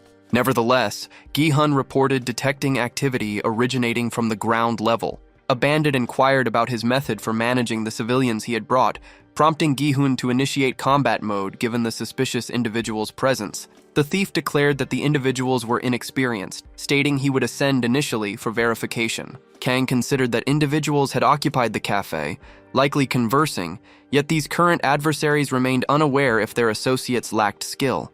This implied their recent association as colleagues, suggesting an individual had assembled them for a mission, and that a person significant enough to revoke Yunha's reservation might be present. The leader was likely situated on the 7th floor within the restaurant, and Gi-hun issued a warning that enemy engagement would occur in 2 seconds. Kang ascends the staircase, observing a bandit making his way up, then swiftly strikes the man's face, rendering him unconscious on the ground. Kang positions a mirror beside the doorway, detecting a guard's approach as he hummed a tune. The protagonist's theory suggested additional individuals occupied the ground floor, specifically a security guard. Kang effortlessly hit the guard's face, incapacitating him. The man groaned, collapsing onto the floor, and Gi-hun asked about the assumption of hostility. The protagonist clarified that their modified radios, identical to those on the ground level, provided the necessary clue. Gi-hun remarked that a slight miscalculation in the punch could have been fatal, noting the protagonist had merely adjusted the impact angle. The AI began to admonish, but the protagonist instructed it to cease. Kang placed the security guard alongside the other bound criminals. Others questioned if 2 more individuals had been subdued, to which the protagonist replied it was trivial. The individual served as a building guard. However, an apparent assault caused his unconsciousness, so they would allow him to regain awareness. Military personnel questioned if anyone occupied the 1st floor, prompting them to quickly attempt an exit, yet their efforts proved futile. Kang stated that firearms had been utilized and that mines were likely positioned at the restaurant's entry point. Furthermore, an attempt was made to activate the security room's button, but no reaction occurred, indicating it had been compromised. Thus, the individual maintained command from above the staircase. He would manage the situation progressively, so waiting there was advised. Kang ascended the stairs once more, and Gi-hun cautioned that no human noises emanated from the 3rd floor. Every room, apart from the office, appeared secured. As it was a weekend, no individuals were arriving in that vicinity. Similarly, no respiratory sounds originated from the 4th floor. A subtle glimmer emanated from above the open doorway, prompting the protagonist to investigate. He abruptly opened it, and Gi-hun announced that the control room had been located. Sparks emerged from every generator's hard drive, entirely ruined, with the computers also rendered inoperable. Data recovery became impossible. Phone and internet lines were completely blocked from the structure. Kang explained the building's layout. The ground level held the lobby, the 2nd story contained the cafe, and military personnel were positioned above those. Therefore, Yunha was not the objective. She was a supporting actress, a fact the AI recognized. As dusk settled over the area, a figure wearing a camouflaged hood sat, taking a drink. His gaze shifted sideways, and a police vehicle caught his attention. He pondered their presence, given the complete communication blackout, and sought to understand how the alert had been raised. He then issued a warning about incoming visitors, suggesting a patrol vehicle be dispatched. 2 officers occupied the vehicle, and on the 7th floor, the message reached them. A radio on the 2nd floor drew the protagonist's focus. He questioned whether someone within the cafeteria had summoned the police to that location. Kang quietly expressed gratitude for the details, stating he would modify his voice to match the others. He confirmed the 2nd floor's location, adding that before their group took over, some people were using phones or keyboards. Therefore, words could have been exchanged prior to the interruption. After a brief silence, the thug contacted the 1st floor. Kang observed a different radio and recognized the voice from before. He stated his awareness of the police's impending arrival. The thug instructed him to claim the security system had locked the doors, but the protagonist's reply was mistaken. However, he swiftly rectified his statement and affirmed it, which annoyed the thug. He then stated that even if officers arrived, entry would be impossible. Furthermore, no incriminating evidence existed, as the situation would conclude shortly. The discussion would now proceed to the access code, prompting Scarlet to inquire about his identity. The thug replied that if his identity were simple to disclose, he would not be masked. All who had witnessed his visage had perished, and he asked if she wished to see it. However, her existence held importance, and if she desired survival, providing the access code would ensure that woman's safety. Scarlet glances sideways. She observed her secretary Jessica, who was bound. Biting her lip, the redhead announced the password, Prometheus, Ouroboros, and Pandora. She explained these comprised the access code's 3 stages and believed her statement should secure their release. The thug, however, stated he would confirm it beforehand. The thug warned that his external guards were not merely for show. An incorrect access code would mean her friends' lives were lost. The thug then directed his subordinates to confirm the Prometheus, Ouroboros, and Pandora password. Scarlet then tried to undo her error, declaring it had been a falsehood. Access was refused, and the thug then pulled the weapon's trigger. The projectile impacted the secretary's head. Scarlet's face was left splattered with blood. The secretary lay motionless on the floor. Scarlet, overcome with fear, shrieked the secretary's name, expending her last reserves of strength. The thug, however, declared her foolish, asserting that the period for games had ended. Meanwhile, outside, the police officer questioned if this was not merely a prank, seeking their absolute certainty. A call had originated from the cafe, reporting a significant incident, but officers observed an anomaly in the sky. Signs indicated the building's occupation by terrorists. The message urged them to contact the police. The officer decided they should return. He wondered who would execute such a prank, feeling very sleepy. His colleague glanced aside, appearing somewhat apprehensive, but also chose to depart. Outside, the man in the hood wondered if they had just left, feeling relieved. He deemed them foolish, informing that the first-floor police had withdrawn with the criminal, instructing him to continue monitoring as everything was proceeding according to plan. He observed her downcast appearance, revealing the simulated blood was merely wine. He stated he would grant one more opportunity, and this time it would be genuine. Yunha remarked on her belief it was genuine, while Taiho explained the wine had been tossed. However, the woman appeared to lose consciousness from the sudden surprise. He let go of Scarlet's face as the woman cast her gaze downward with apprehension. The police vehicle remained present, and the assistant inquired about their departure, given the first floor's complete obstruction. The officer replied that this constituted their precise reason for leaving, as it was beyond the capabilities of just 2 individuals. He wondered about the unknown number of people within that structure. Unconsidered actions would accelerate the situation's worsening, which explained his immediate departure. His purpose was to summon additional support from another location. Shortly thereafter, a complete team reviewed a compilation of individuals utilizing credit cards. The presence of any celebrities would pose an issue, and the man reported Scarlet Kelly from Omega Tech and Shin Yunha were among them. An agent expressed astonishment, inquiring whether the actress was involved. Given the Ticho president's presence as well, it appeared to genuinely be Shin Yunha, which was deemed unbelievable. An inquiry was made about whether everyone had consumed food prepared by Gichio. Should a celebrity be held captive or suffer a fatality, both the media and the public would react intensely. Upon arrival, they planned to cross the street and assess the situation from the terrace. A police officer then reported to the captain that all 7th-floor windows had been obscured, and a peculiar explosive device had been discovered at the first-floor main entrance, prompting an order to avoid the structure. Within the vehicle, a subordinate inquired about the next steps. The captain responded that command would soon emerge, and special forces were en route. He instructed them to arm themselves and establish a secure perimeter, preventing any escape. A criminal notified his superior that police officers were present, and both detectives and special forces had reached the location. The boss expressed displeasure, commanding the implementation of Plan E, and remarked that they had never before progressed to such an extent. Subsequently, the individual aimed a weapon at Taiho, instructing him to accompany them. The president inquired about the suddenness of the situation, but the criminal threatened to descend and convey the message himself if Taiho's girlfriend was not to be harmed. Taiho asserted it was an error and denied she was his girlfriend, yet the criminal considered him worthless. Yunha questioned the unfolding events and began to shake from fright. She pleaded for the protagonist's arrival to rescue her. The protagonist, on a separate level, tallied ballistic vests, and Jian reported it was their 5th neutralized detection. Kang mentioned bombs were placed above the 5th floor, stating he would have lost his leg without intervention. However, a criminal from the floor above commanded him to follow instructions. warning that any unnecessary words or escape attempts would cost his girlfriend her life. Taeho insisted Shin Yun-ha was not his girlfriend.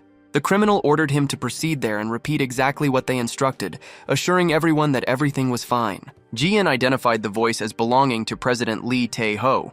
The criminals cautioned about a trap on the stairs and directed Tae-ho to lead the way. That president descended with apprehension, completely fearful with each step he took, claiming he truly managed it, until a female voice from a room inquired if it wasn't Seo Lee. The man approached the door. The man felt surprised. A criminal questioned the sound, speculating if a young woman had made it, since a pleasant voice had emerged from the lower levels. The girl asked what occurred, explaining she had been in the office, but upon waking, all systems were down, and she needed to know if an incident had affected the structure.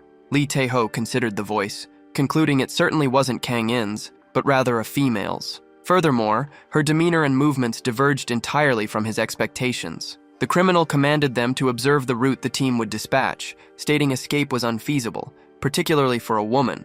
Their plan was simply to incapacitate her and proceed to the level above. Jian cautioned that adversaries would appear instantly. Kang advanced with astonishing swiftness and propelled his leg at the assailant's face, delivering a forceful kick that launched the foe into his companions, while also discharging a firearm. The projectile struck his ally's bulletproof vest, causing the bandits to question the man's nature.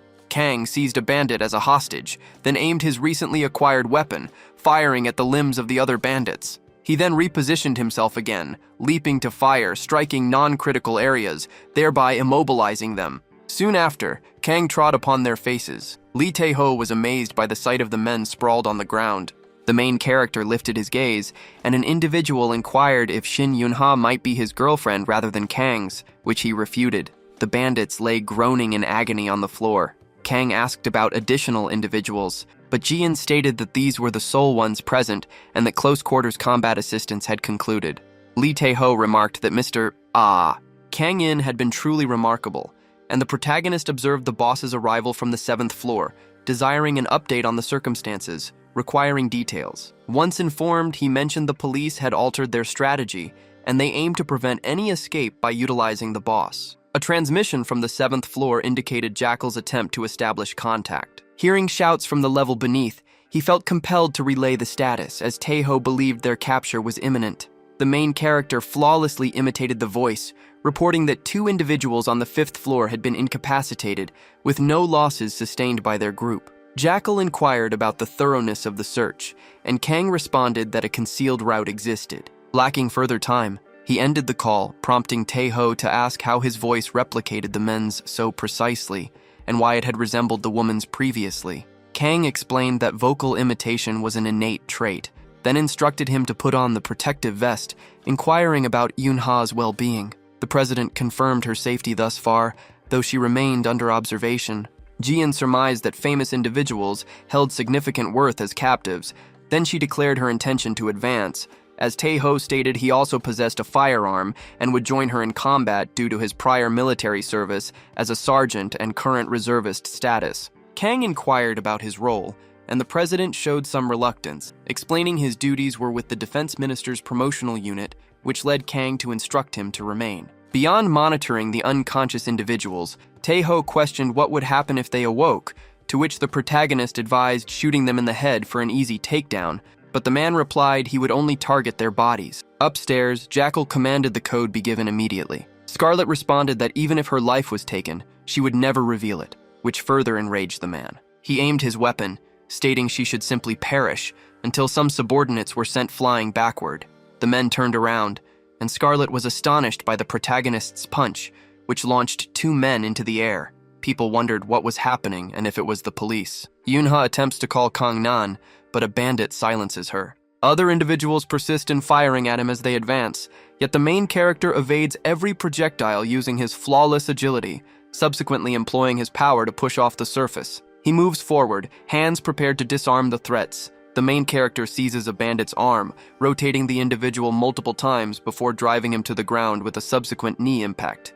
Kang pulls out his firearm as he converses with Jian, aiming it towards the criminals as people on the 7th floor question if law enforcement or a hero had arrived. The system alerts that Shin Yun-ha was no longer present, The system then inquired about the remaining individuals, and a civilian reported that the masked assailant had escorted the actress and Scarlet to a lower floor. Kang instructed everyone to descend the staircase, explaining that President Lee Tae-ho was located on the 5th floor, and they needed to unite with the civilians on the 2nd floor. Elsewhere, the criminals remarked that the individual did not appear to be law enforcement, and he stated his objective involved escaping with the target, but questioned the necessity of bringing this woman, whose loud talking exasperated him, while Eun-ha cried out for Na Kang-in to rescue her.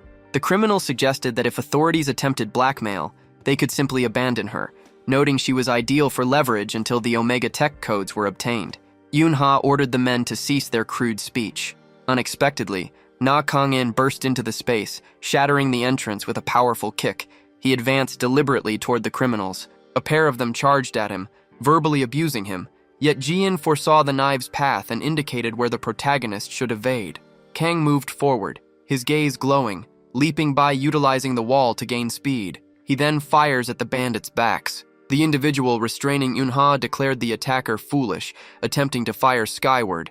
However, Kang executed additional acrobatic moves, evading effortlessly, instructing Eun-ha to take cover as he aimed his weapon.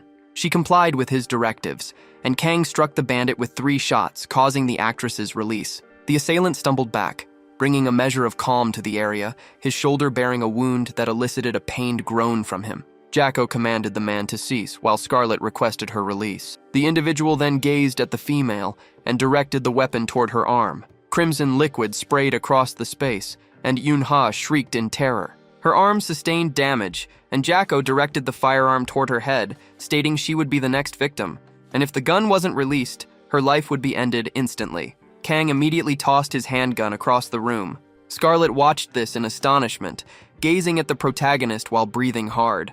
Outside, law enforcement managed to neutralize the explosive device. Military personnel started moving into the area. A sense of unease affected everyone, yet they chose not to fire upon the exiting individuals, who appeared to be ordinary citizens. The women explained that armed terrorists had stormed the cafe and attempted to open fire. All present believed their lives were forfeit, but an individual far more frightening than the attackers had emerged. He evaded the projectiles instantly and incapacitated all of them. The air felt heavy. Besides him, all others likely perished. The captain described a phantom or a ninja, stating this figure avoided every bullet and neutralized the terrorists unharmed.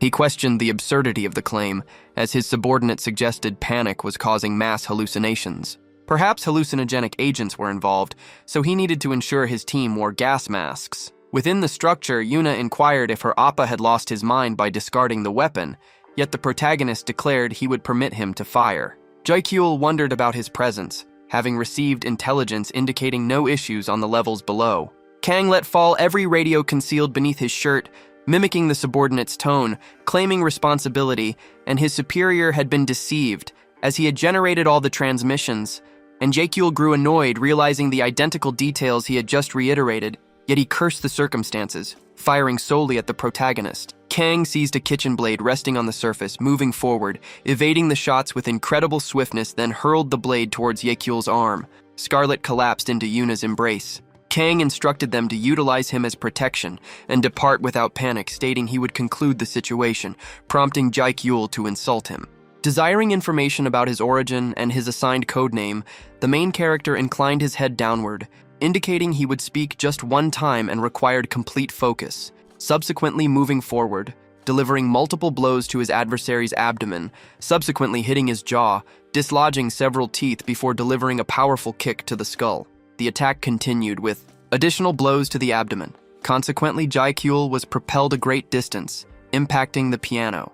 Kang stayed upright, stating his codename was Kaibacha. Jaekyul pondered its significance. Ji-hyun reminded the protagonist about the hostage's arm injury, which required immediate first aid. Gushiol abruptly entered the space, inquiring about Scarlet's condition. Kang remarked it was opportune, and Yuna questioned if he had observed from afar, yet the protagonist opened the first aid kit, beginning to choose supplies. Scarlet appeared impressed, and Ji-hyun stated the injury lacked depth, appearing merely a graze from the bullet. Her bone and veins remained undamaged, posing no fatal risk, mentioning the wound's superficial nature, but advising a hospital visit immediately. Scarlett expressed gratitude to the special agent for preserving her life, and Yuna inquired if she spoke Korean. The current predicament stemmed from her actions, and Scarlett revealed her grandmother was Korean. Yuna observed her clear Korean speech despite her prior use of English, and suggested the individual was likely a U.S. agent assigned to her protection. The protagonist, however, countered that the man was merely a local food vendor. Special Forces personnel ascended the staircase with speed and caution, instructing everyone to remain vigilant due to potential unforeseen events. Taeho then observed individuals ascending, identifying them as police, which prompted the agents to inquire about his identity. The president wept with joy at their arrival, but the agents commanded him to immediately relinquish his weapons. Taeho moved closer, stating he had genuinely believed he would perish while awaiting their arrival. Several minutes later, President Lee Taeho's identity was confirmed, and they inquired if he was responsible for their incapacitation, but the president denied involvement, explaining that an individual had arrived and effortlessly subdued everyone. The guards swiftly took cover upon noticing landmine bombs positioned in the room's corner. Lee Taeho retrieves the item. He inquired about its identity. With their weapons gone, agents urged the foolish individual to secure the explosive device quickly. Their presence was acknowledged by the bald man, inviting them to his upper-floor restaurant. The agents questioned if it was a flash grenade, yet quickly recognized Chief Gyuchul. He reassured them, stating that no one was in danger at that location. Just a single individual sustained injuries, but after receiving immediate care, her condition improved. Police questioned if this individual confronted the terrorists, and Yunha confirmed everyone had lost consciousness, specifically every person located within the structure. Agents felt uneasy witnessing this, questioning the purpose of their long journey. From outside, officers concluded that terrorists had blended with civilians, necessitating individual inspections. Afterward, gratitude was expressed to Mr. Kang for averting a catastrophe. The leader was also swiftly identified, and coffee was offered to the protagonist. Jackal, a global criminal, had engaged in terrorism, theft, and kidnapping, and was identified as the group's leader. Interpol had him under surveillance, and the protagonist pondered how to defeat him in one strike. Kang remarked that the group appeared to be mercenaries, and the police officer expressed surprise that this detail was even observed. Jackal's core team consisted of just 3 subordinates. The remaining individuals had been specifically recruited for their fluency in Korean. In this situation, the American woman was enticed into the building, and an employee of his had suggested the location. United States investigation agencies would manage this matter, and Kang gazed out the window deep in thought. The police officer inquired about his solo combat methods, acknowledging their impressiveness. However, even for police, confronting armed terrorists alone was not an easy feat.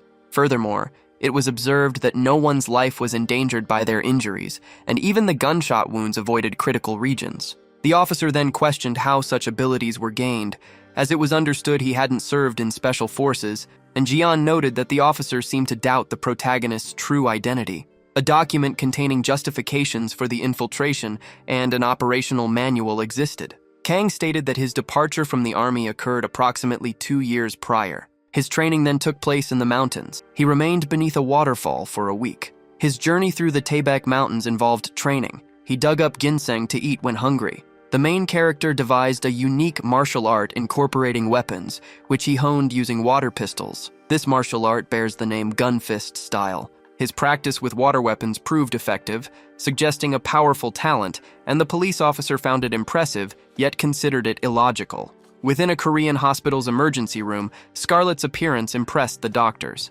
The scar's pattern and form were familiar to him. This was the individual he previously spoke about. He then inquired about who had stitched the injury, and Scarlett questioned his reason for asking. The doctor explained his curiosity, but the woman stated she could not reveal that information. Jessica interjected, explaining that terrorists had attacked them, and they could not disclose extraneous details.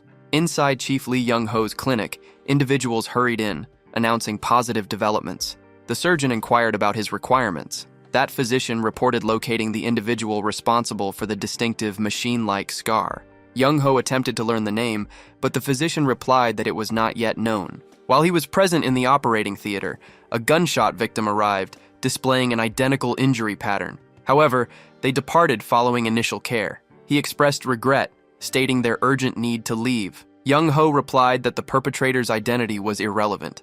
The physician mentioned that even the police lacked information. At the police station, a subordinate presented a document to K.I. Young, explaining that the investigative unit required someone to examine it.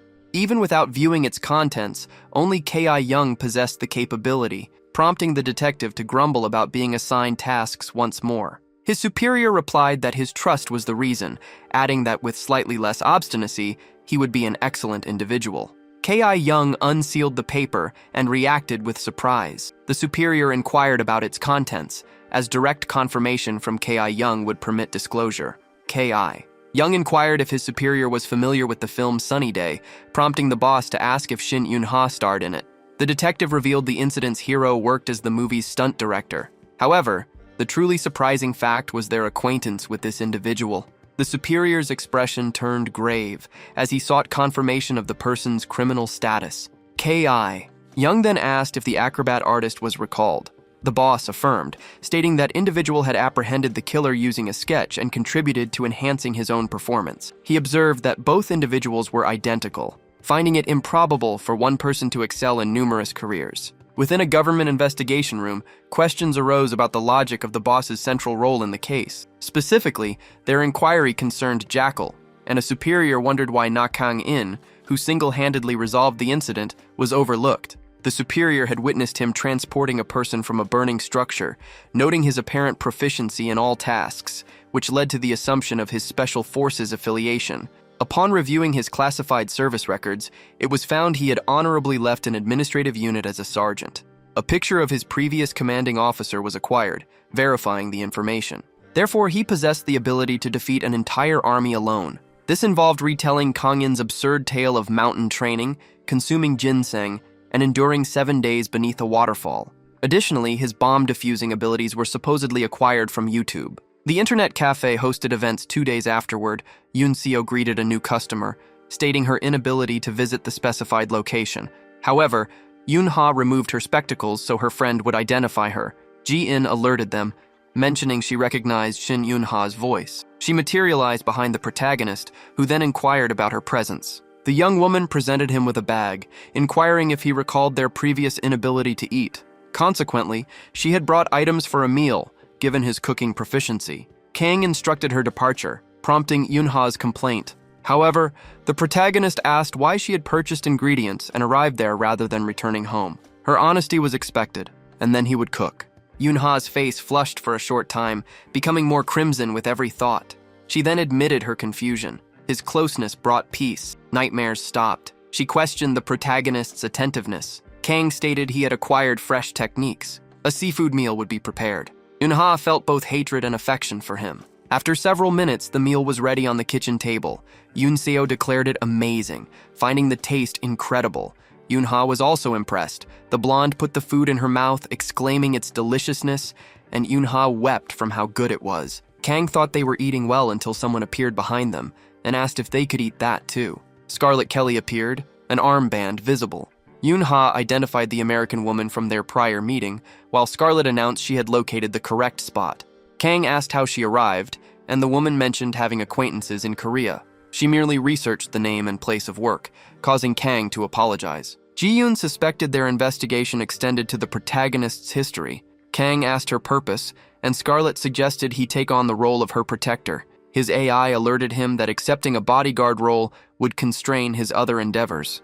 He then sighed, which eased the minds of the existing guards. She asked if payment would include all perks, yet the protagonist mentioned existing obligations. Scarlet consented, adding that she would simply get something to eat, being hungry herself. While time elapsed at the internet cafe, the American woman expressed amazement, stating it exceeded all she had eaten, even at fine dining establishments, prompting Yoon-ha to lament that the dish was rightfully hers. Scarlet thanked them for the meal, then stated her immediate need to depart for her journey.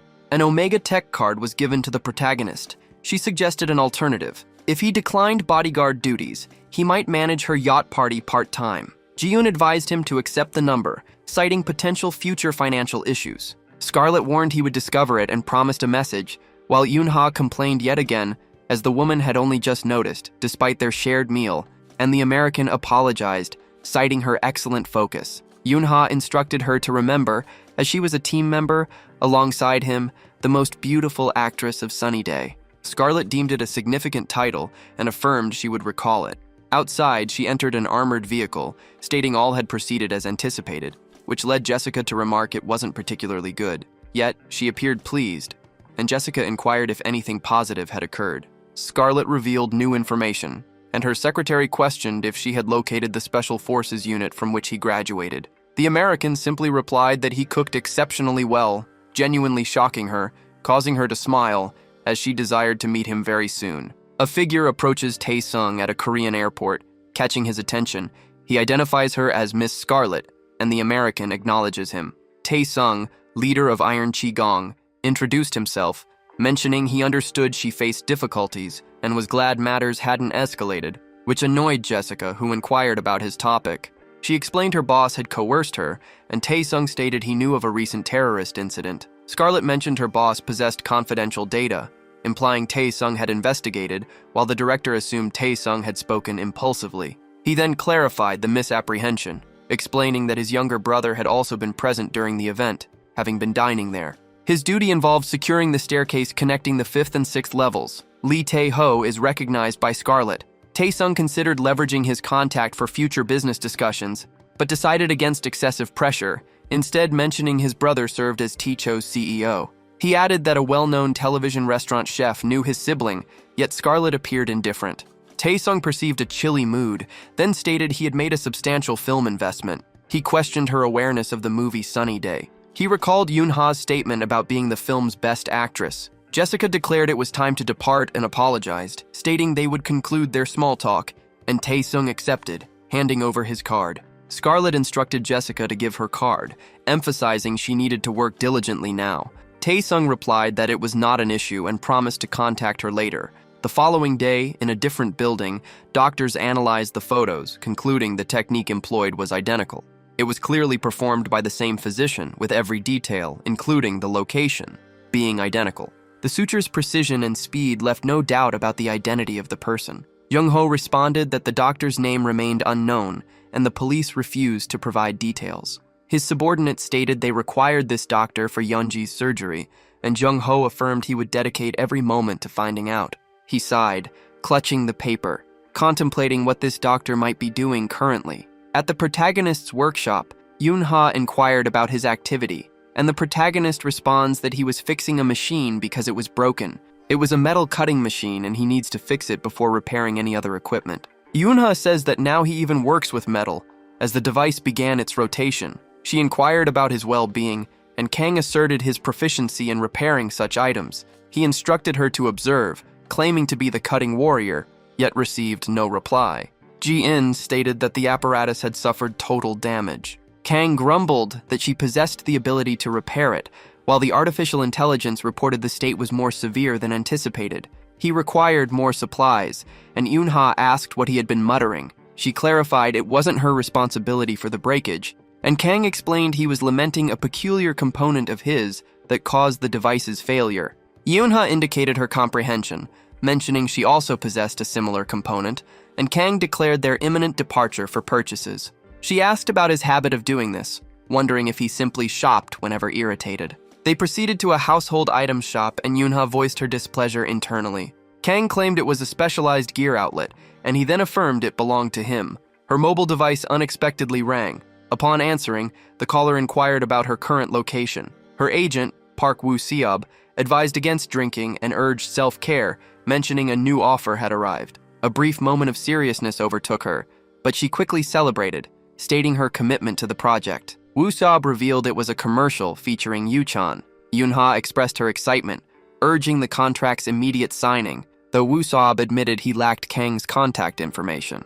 The advertisement required dynamic movements, specifically requesting action choreography from the director of Sunny Day. The production sought inspiration from his film's action sequences and requested his phone number. Yoon-ha informed him that the person was beside her and offered to hand over the phone, prompting her agent to inquire about their joint presence. She protested that nothing unusual was occurring as Kang drew near, asking about the caller's identity. Woo-seob warned that a scandal emerging at such a crucial moment would be detrimental, but Kang clarified they were merely purchasing equipment.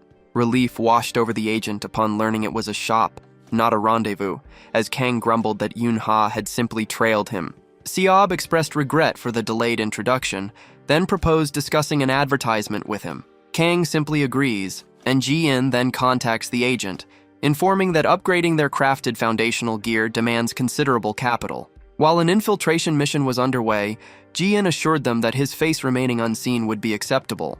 Kang relayed this to the agent, and Woo Seob reassured him there was no need for concern, as he would solely manage the fight choreography. However, he paused briefly, mentioning the attire was somewhat distinctive, and his face would remain hidden, though he would don a green screen suit. Inside the Sa Entertainment Cafe, Yoon-ha summoned Woo Seob. He expressed his pleasure at meeting Nakang-in. Woo Seob replied that arriving so early would have prevented him from eating, promising to ensure better hospitality on their next encounter, reintroducing himself as Yoon-ha's manager and a director at Sa Entertainment, subsequently requesting his involvement in the project, reiterating that his face would not be visible. Yoon-ha expressed her hunger, stating she would eat first. Woo Seob mentioned his company's excellent food quality, inviting them to visit any time, assuring Kang it would always be complimentary. He then instructed them to enjoy their meal and to call when prepared, indicating no alternative. Internally, he rejoiced at the prospect of dining with him. Seong-hwan observed the protagonist from behind,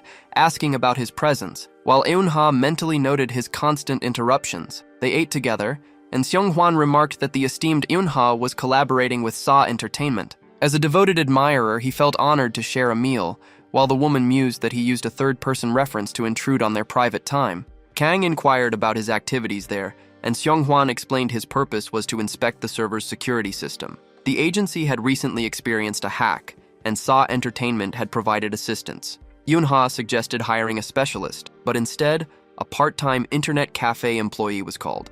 Kang stated that Seong-hwan was an ethical hacker and possessed considerable skill. Yoon-ha wondered about the skilled individual's presence at the cafe.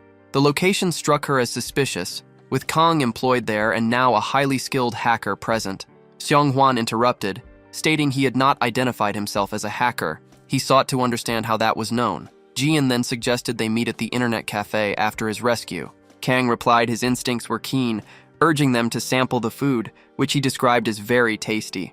Unexpectedly, several girls addressed Sunbae Shin Yoon-ha, speaking in unison as they identified themselves as Pepe girls. Seong-hwan found this impressive, and the girls expressed gratitude to Sunbae for the meal wishes. The nerd expressed amazement at their casual conversation with the Pepe girls, while Eun-ha observed his reaction differed from a fan's. Seong-hwan persisted in discussing his various nerdy interests, and the protagonist perceived a resemblance to Aryam. Kang asked whether the nerd had finished his work there. The nerd confirmed, stating he arrived early, and fortunately, no one was hacked. The protagonist grasped the situation, and Seong-hwan attempted to discern his presence. He explained he would be filming a commercial. Yoon-ha then interjected, stating her role as the actress, and that Appa's assistance was solely for action sequences. Seong-hwan offered to serve as his interim agent, yet Kang replied that such a service was unnecessary, and he would simply observe. The nerd expressed gratitude, while Yoon-ha became annoyed, as her scheduled meeting had been disrupted. Within the commercial production area, attendees showed admiration upon learning of the martial arts director affiliated with Sunny Day. They expressed pleasure at his arrival, and the individual identified himself as the commercial's producer. Their prior director sustained an injury, nearly causing the production's cancellation, but he felt thankful for the protagonist's 11th-hour appearance. Woo Seob announced that filming was scheduled for the next day, yet due to limited time, an immediate commencement was necessary. Kang inquired if his AI approved of this, and Ji-in affirmed, considering it a sound strategy. The protagonist cautioned that ample time remained, but Yoon-ha became agitated, demanding he cease immediately while Woo Seob declared it a favorable chance. He would manage the contract details as Kang proceeded with filming, and would oversee all aspects to prevent any interference with the individual. Concurrently, Ji-in included him among the commendable individuals. Regardless, the group began to change their attire. Kang donned the green suit. He remarked on its unexpected absurdity, inquiring if such attire was common in 2082, yet the robot refuted this, citing advanced technology. Yu-chan greeted the protagonist, observing him. However, the protagonist was taken aback, then began laughing upon seeing his attire. The actor expressed his astonishment at the protagonist's clothing, finding it quite amusing. Yoon-ha questioned if her appa had been foolish to arrive dressed so sparsely. She suggested he at least add a green short over it, prompting Kang to ask what captivated her attention. Yu-chan chuckled, advising him to observe how the items clashed with the pants. Kang replied that the upcoming filming would be challenging, and his friend inquired about the clothing's comfort.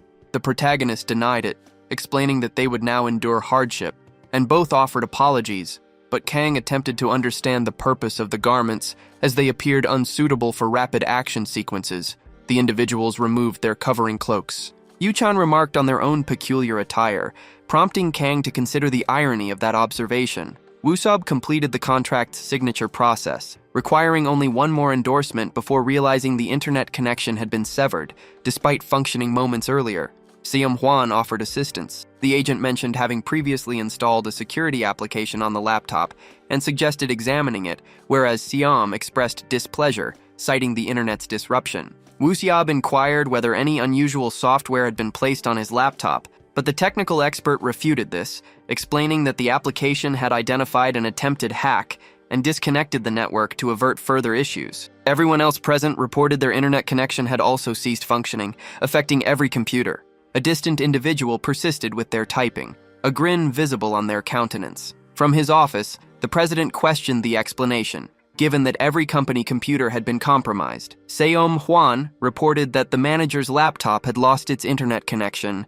and upon investigation, he found all present were experiencing identical hacker intrusions. The president inquired about the certainty of it being a hack, and the technical expert affirmed it.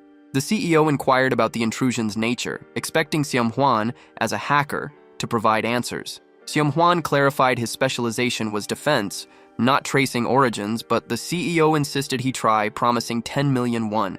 Upon hearing the sum, Khan adopted a grave expression. Seom Hwan stated that tracing required specialized skills, suggesting they collaborate to engage a professional firm. The protagonist identified the robot's voice, suspecting a profit motive, while Gi-hun declared he would showcase his vast abilities. Khan approached, assuring them he would handle it. Seom Hwan wondered if it was a jest, cautioning that such remarks in a grave situation could be taken seriously. The president asked if the martial arts director possessed the ability to locate the hacker. Khan replied that 10 million won was entirely sufficient, prompting their movement toward the laptop. Khan inserted a flash drive, reflecting on the convenience of having the previously utilized program. He then began typing, actively engaging with the computer. Gi-hun analyzed the ephemeral traces, while Khan considered it effortless earnings for 240 seconds. Seom Hwan appeared puzzled as the lead character typed. He inquired about the outcome appearing so quickly, given how effortlessly it was being breached. He desired to understand his method, but Khan believed the individual himself lacked that knowledge. The adversary's position was pinpointed, which he then revealed to them. The president inquired about his certainty, instructing them to contact law enforcement for the inquiry to advance. He wished to learn how a hacker was located in merely 4 minutes, and Khan wondered if the cost was substantial, since this matter could determine the corporation's destiny, suggesting that if they desired another breach, they ought to avoid payment. In another location, law enforcement sought authorization, persistently rapping on the entrance. The door then swiftly opened. The individual inquired about the situation, and Gi-hun replied that he represented law enforcement, having discovered a hacking incident report. He requested entry as the man showed astonishment. The man attempted to explain he intended no harm, merely feeling curious about obtaining the phone number. Gi-hun asked the man's purpose for the phone number, considering its potential use for stealing and selling images online. However, the man replied that his only goal was to test his ability to hack a phone, claiming it was merely a prank. Gi-hun informed him of his arrest and his right to silence. He also sought to understand how the company located the hacker, given their status as a mere production team. The boss stated they had attempted to recruit an expert, suggesting the hacker possessed exceptional abilities. The producer contacted his superior, exclaiming that the hacker had been successfully apprehended. An eccentric individual had performed the hack solely to acquire celebrity data. Wu Siop remarked that Kong-in excelled at both pranks and hacking, wondering if any task was beyond his capabilities. The main character, however, replied that failure was an unfamiliar concept to him. Yun-ha inquired about his remarkable achievement, while Seong Hwan declared it unbelievable. The woman considered him a potentially ideal spouse for her future. The producer cautioned that with the martial arts director having secured more time, the delay would be minimal. He expressed a strong desire to conclude filming that day and pondered its feasibility. Gi-hun believed she could not don that absurd attire the next day, but Kang asserted they would complete their work regardless by day's end. This was because they intended to operate in a Spartan fashion, which the team found amazing. Someone opens a soda, and its carbonation fills the area. Yuchan moves through the streets, bare-chested, displaying a stern expression. He then offers a grin. Yunha trails behind him, mirroring his actions. She greets player 1. The filming commences, resembling a fighting game. Yuchan moves forward, aiming a punch at her.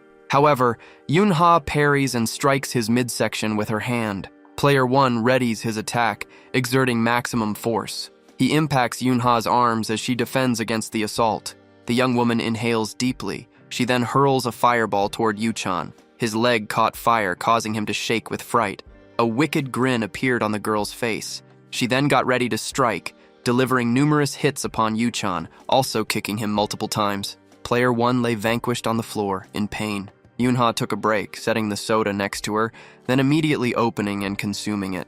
She expressed her happiness, stating its refreshing quality, and suggested that for internal refreshment, he should try the soda known as Potion Pang. Both characters vied for the advertised beverage. The public remarked on its absurdity. The producer stated, having directed 50 advertisements, that Kang-in possessed divine talent. He envisioned the CGI applications precisely and anticipated the battle's conclusion, capturing 2 triumph sequences for Shin Yunha and another pair for Kim Yuchan within mere hours represented a remarkable feat.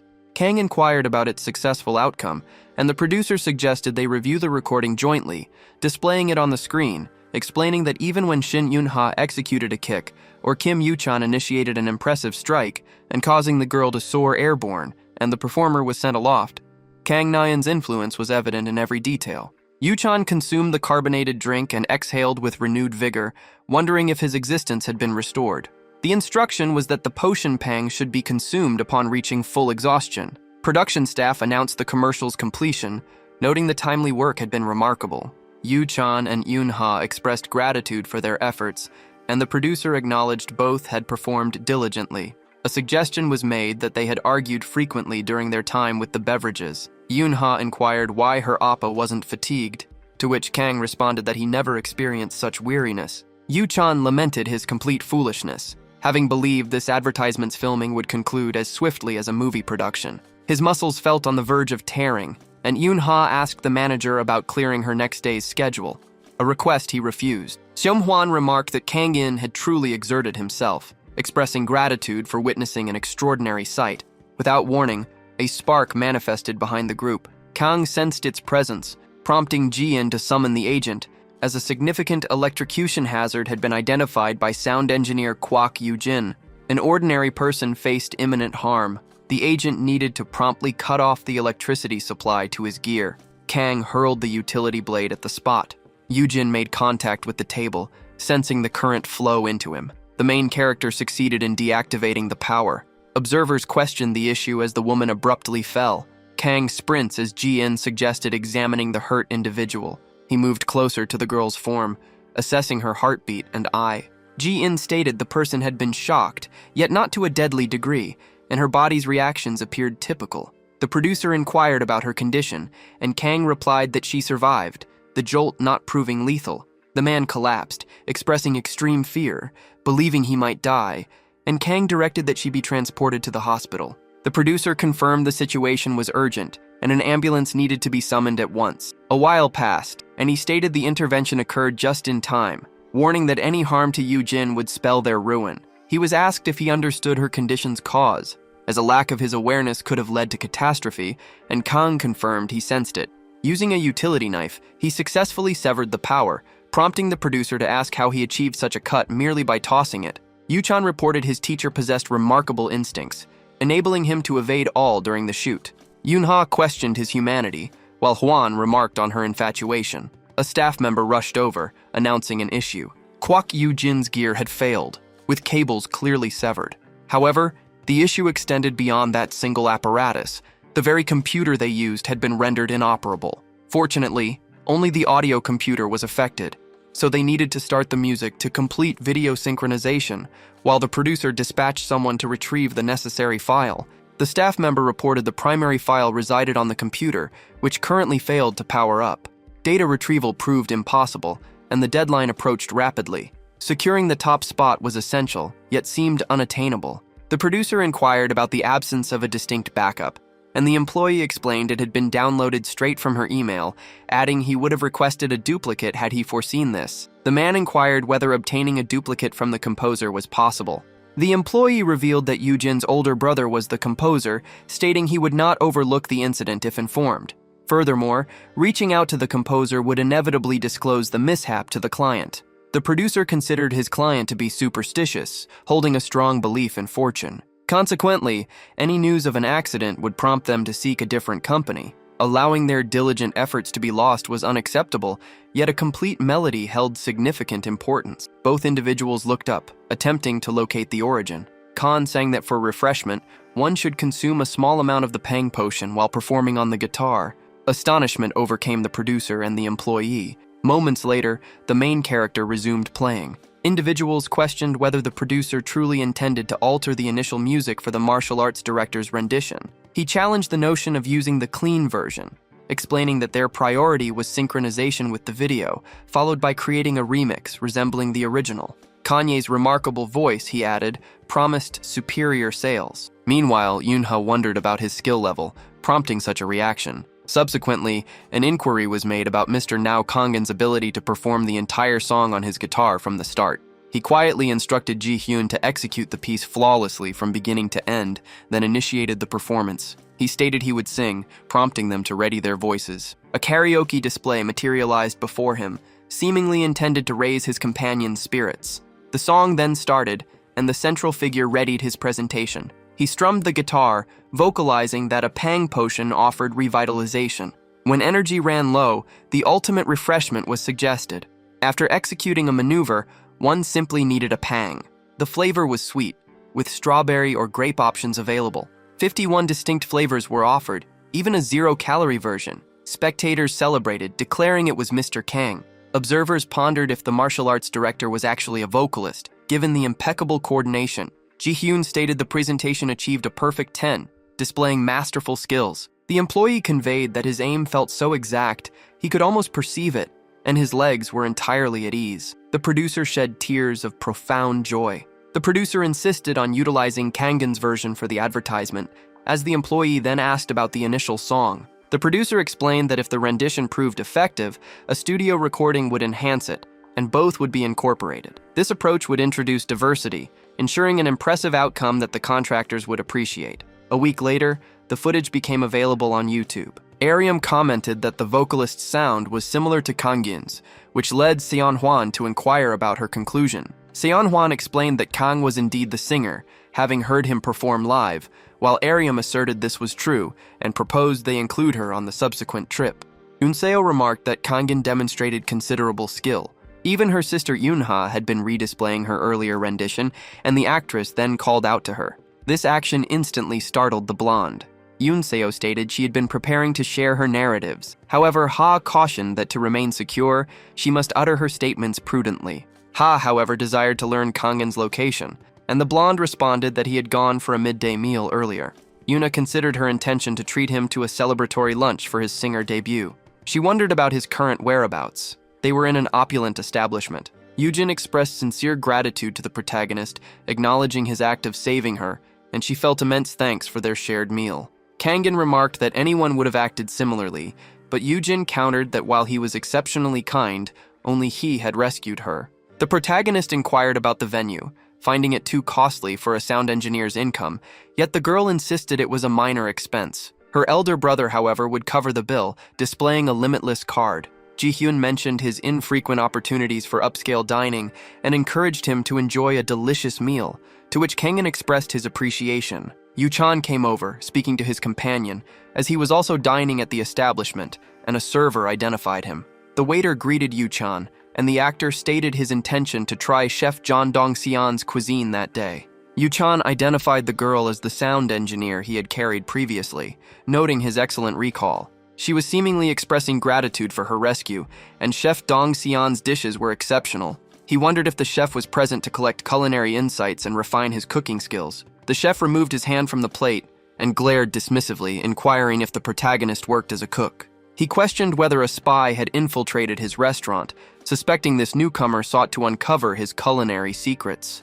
Ji-hyun cautioned that the chef appeared unimpressed, believing he intended to pilfer the recipes. Kangin explained the misunderstanding, stating he was not a spy, which prompted the chef to ask about his cooking education. The protagonist replied that he was largely self-taught, while Ji-hyun provided further details about his learning process. Dong-seon smiled, stating his understanding, assuming Yu-chan was simply enthusiastic and an amateur.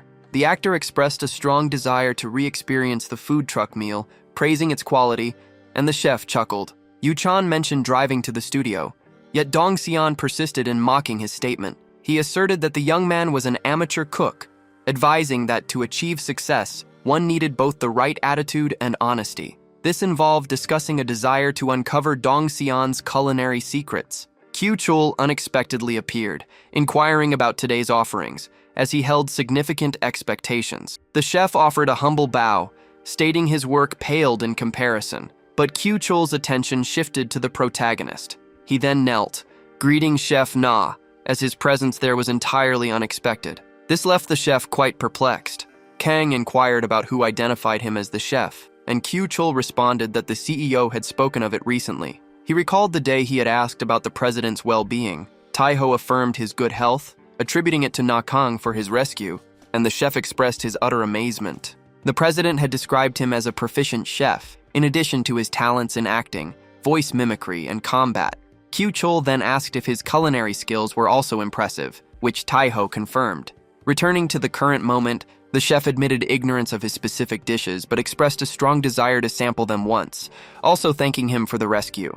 Dong-seon found himself quite impressed by this novice and food truck chef. He had rescued Kyu-chul from terrorists, a fact the chef affirmed, adding that he ought to be cognizant of it. Yu-jin confirmed her life had also been saved by him, and Yu-chan echoed this sentiment. Then, a large man emerged, stating that his life had likewise been preserved. He expressed pleasure at their meeting, identifying himself as Kwak Chansik, the composer and Yu-jin's older brother. Yu-jin had intended to purchase a meal, but suggested they gather instead, noting his music had been transformed for the better. Beyond rescuing his sister, he felt immense gratitude. Ji-yoon remarked that despite his outward appearance, he showed considerable care for his family, and Kang added that individuals should not be assessed solely on looks. Yu-jung inquired if she could obtain Mr. Na-kang's contact information.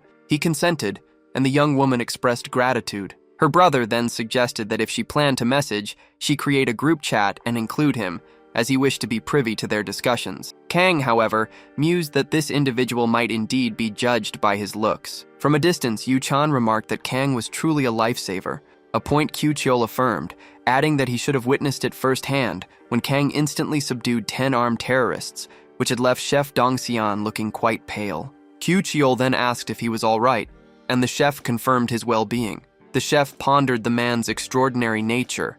Kang, in turn, observed his expression, fixing him with an intense gaze that unnerved Dong-seon. Dong-seon declared the meal complimentary, and Yu-chan also requested a price reduction. Having eaten his fill, the protagonist went back to the forge. Jian mentioned the arrival of the fresh gear. Kang inquired about her excitement, but the robot stated the designs were 6 decades old, leaving her without anticipation. He intended to begin by slicing metal, inputting commands into the machine before transmitting them to the engraving device. He remarked on the incisions, seeking instruction on the machine's operation, which Ji-in had mastered through online investigation. The protagonist expressed a desire to craft custom gear, unsure where to start, but the robot proposed fabricating a weapon. Kang attempted to debate the merits of a sword, while Ji-in recommended constructing a firearm. The youth opted to create armor initially, as its production was not prohibited.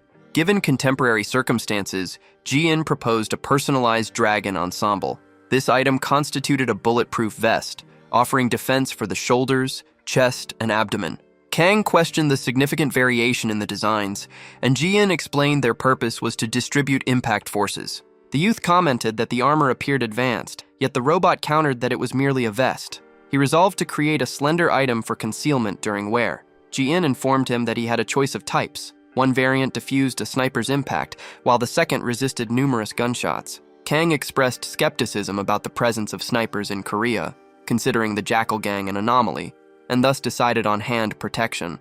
He intended to take his body measurements, yet recalled that such dimensions are constantly in flux. He questioned whether his strength would increase post-armor creation, to which Ji-in replied that slight modifications occur in the design, but the protective capability would be compromised by excessive alterations, such as weight gain. Kang then pondered if an individual possessing the armor might experience weight loss. He subsequently inquired if his existing gear could undergo such modifications, and Ji-in responded that while metal could be trimmed for adjustment, financial constraints posed an issue.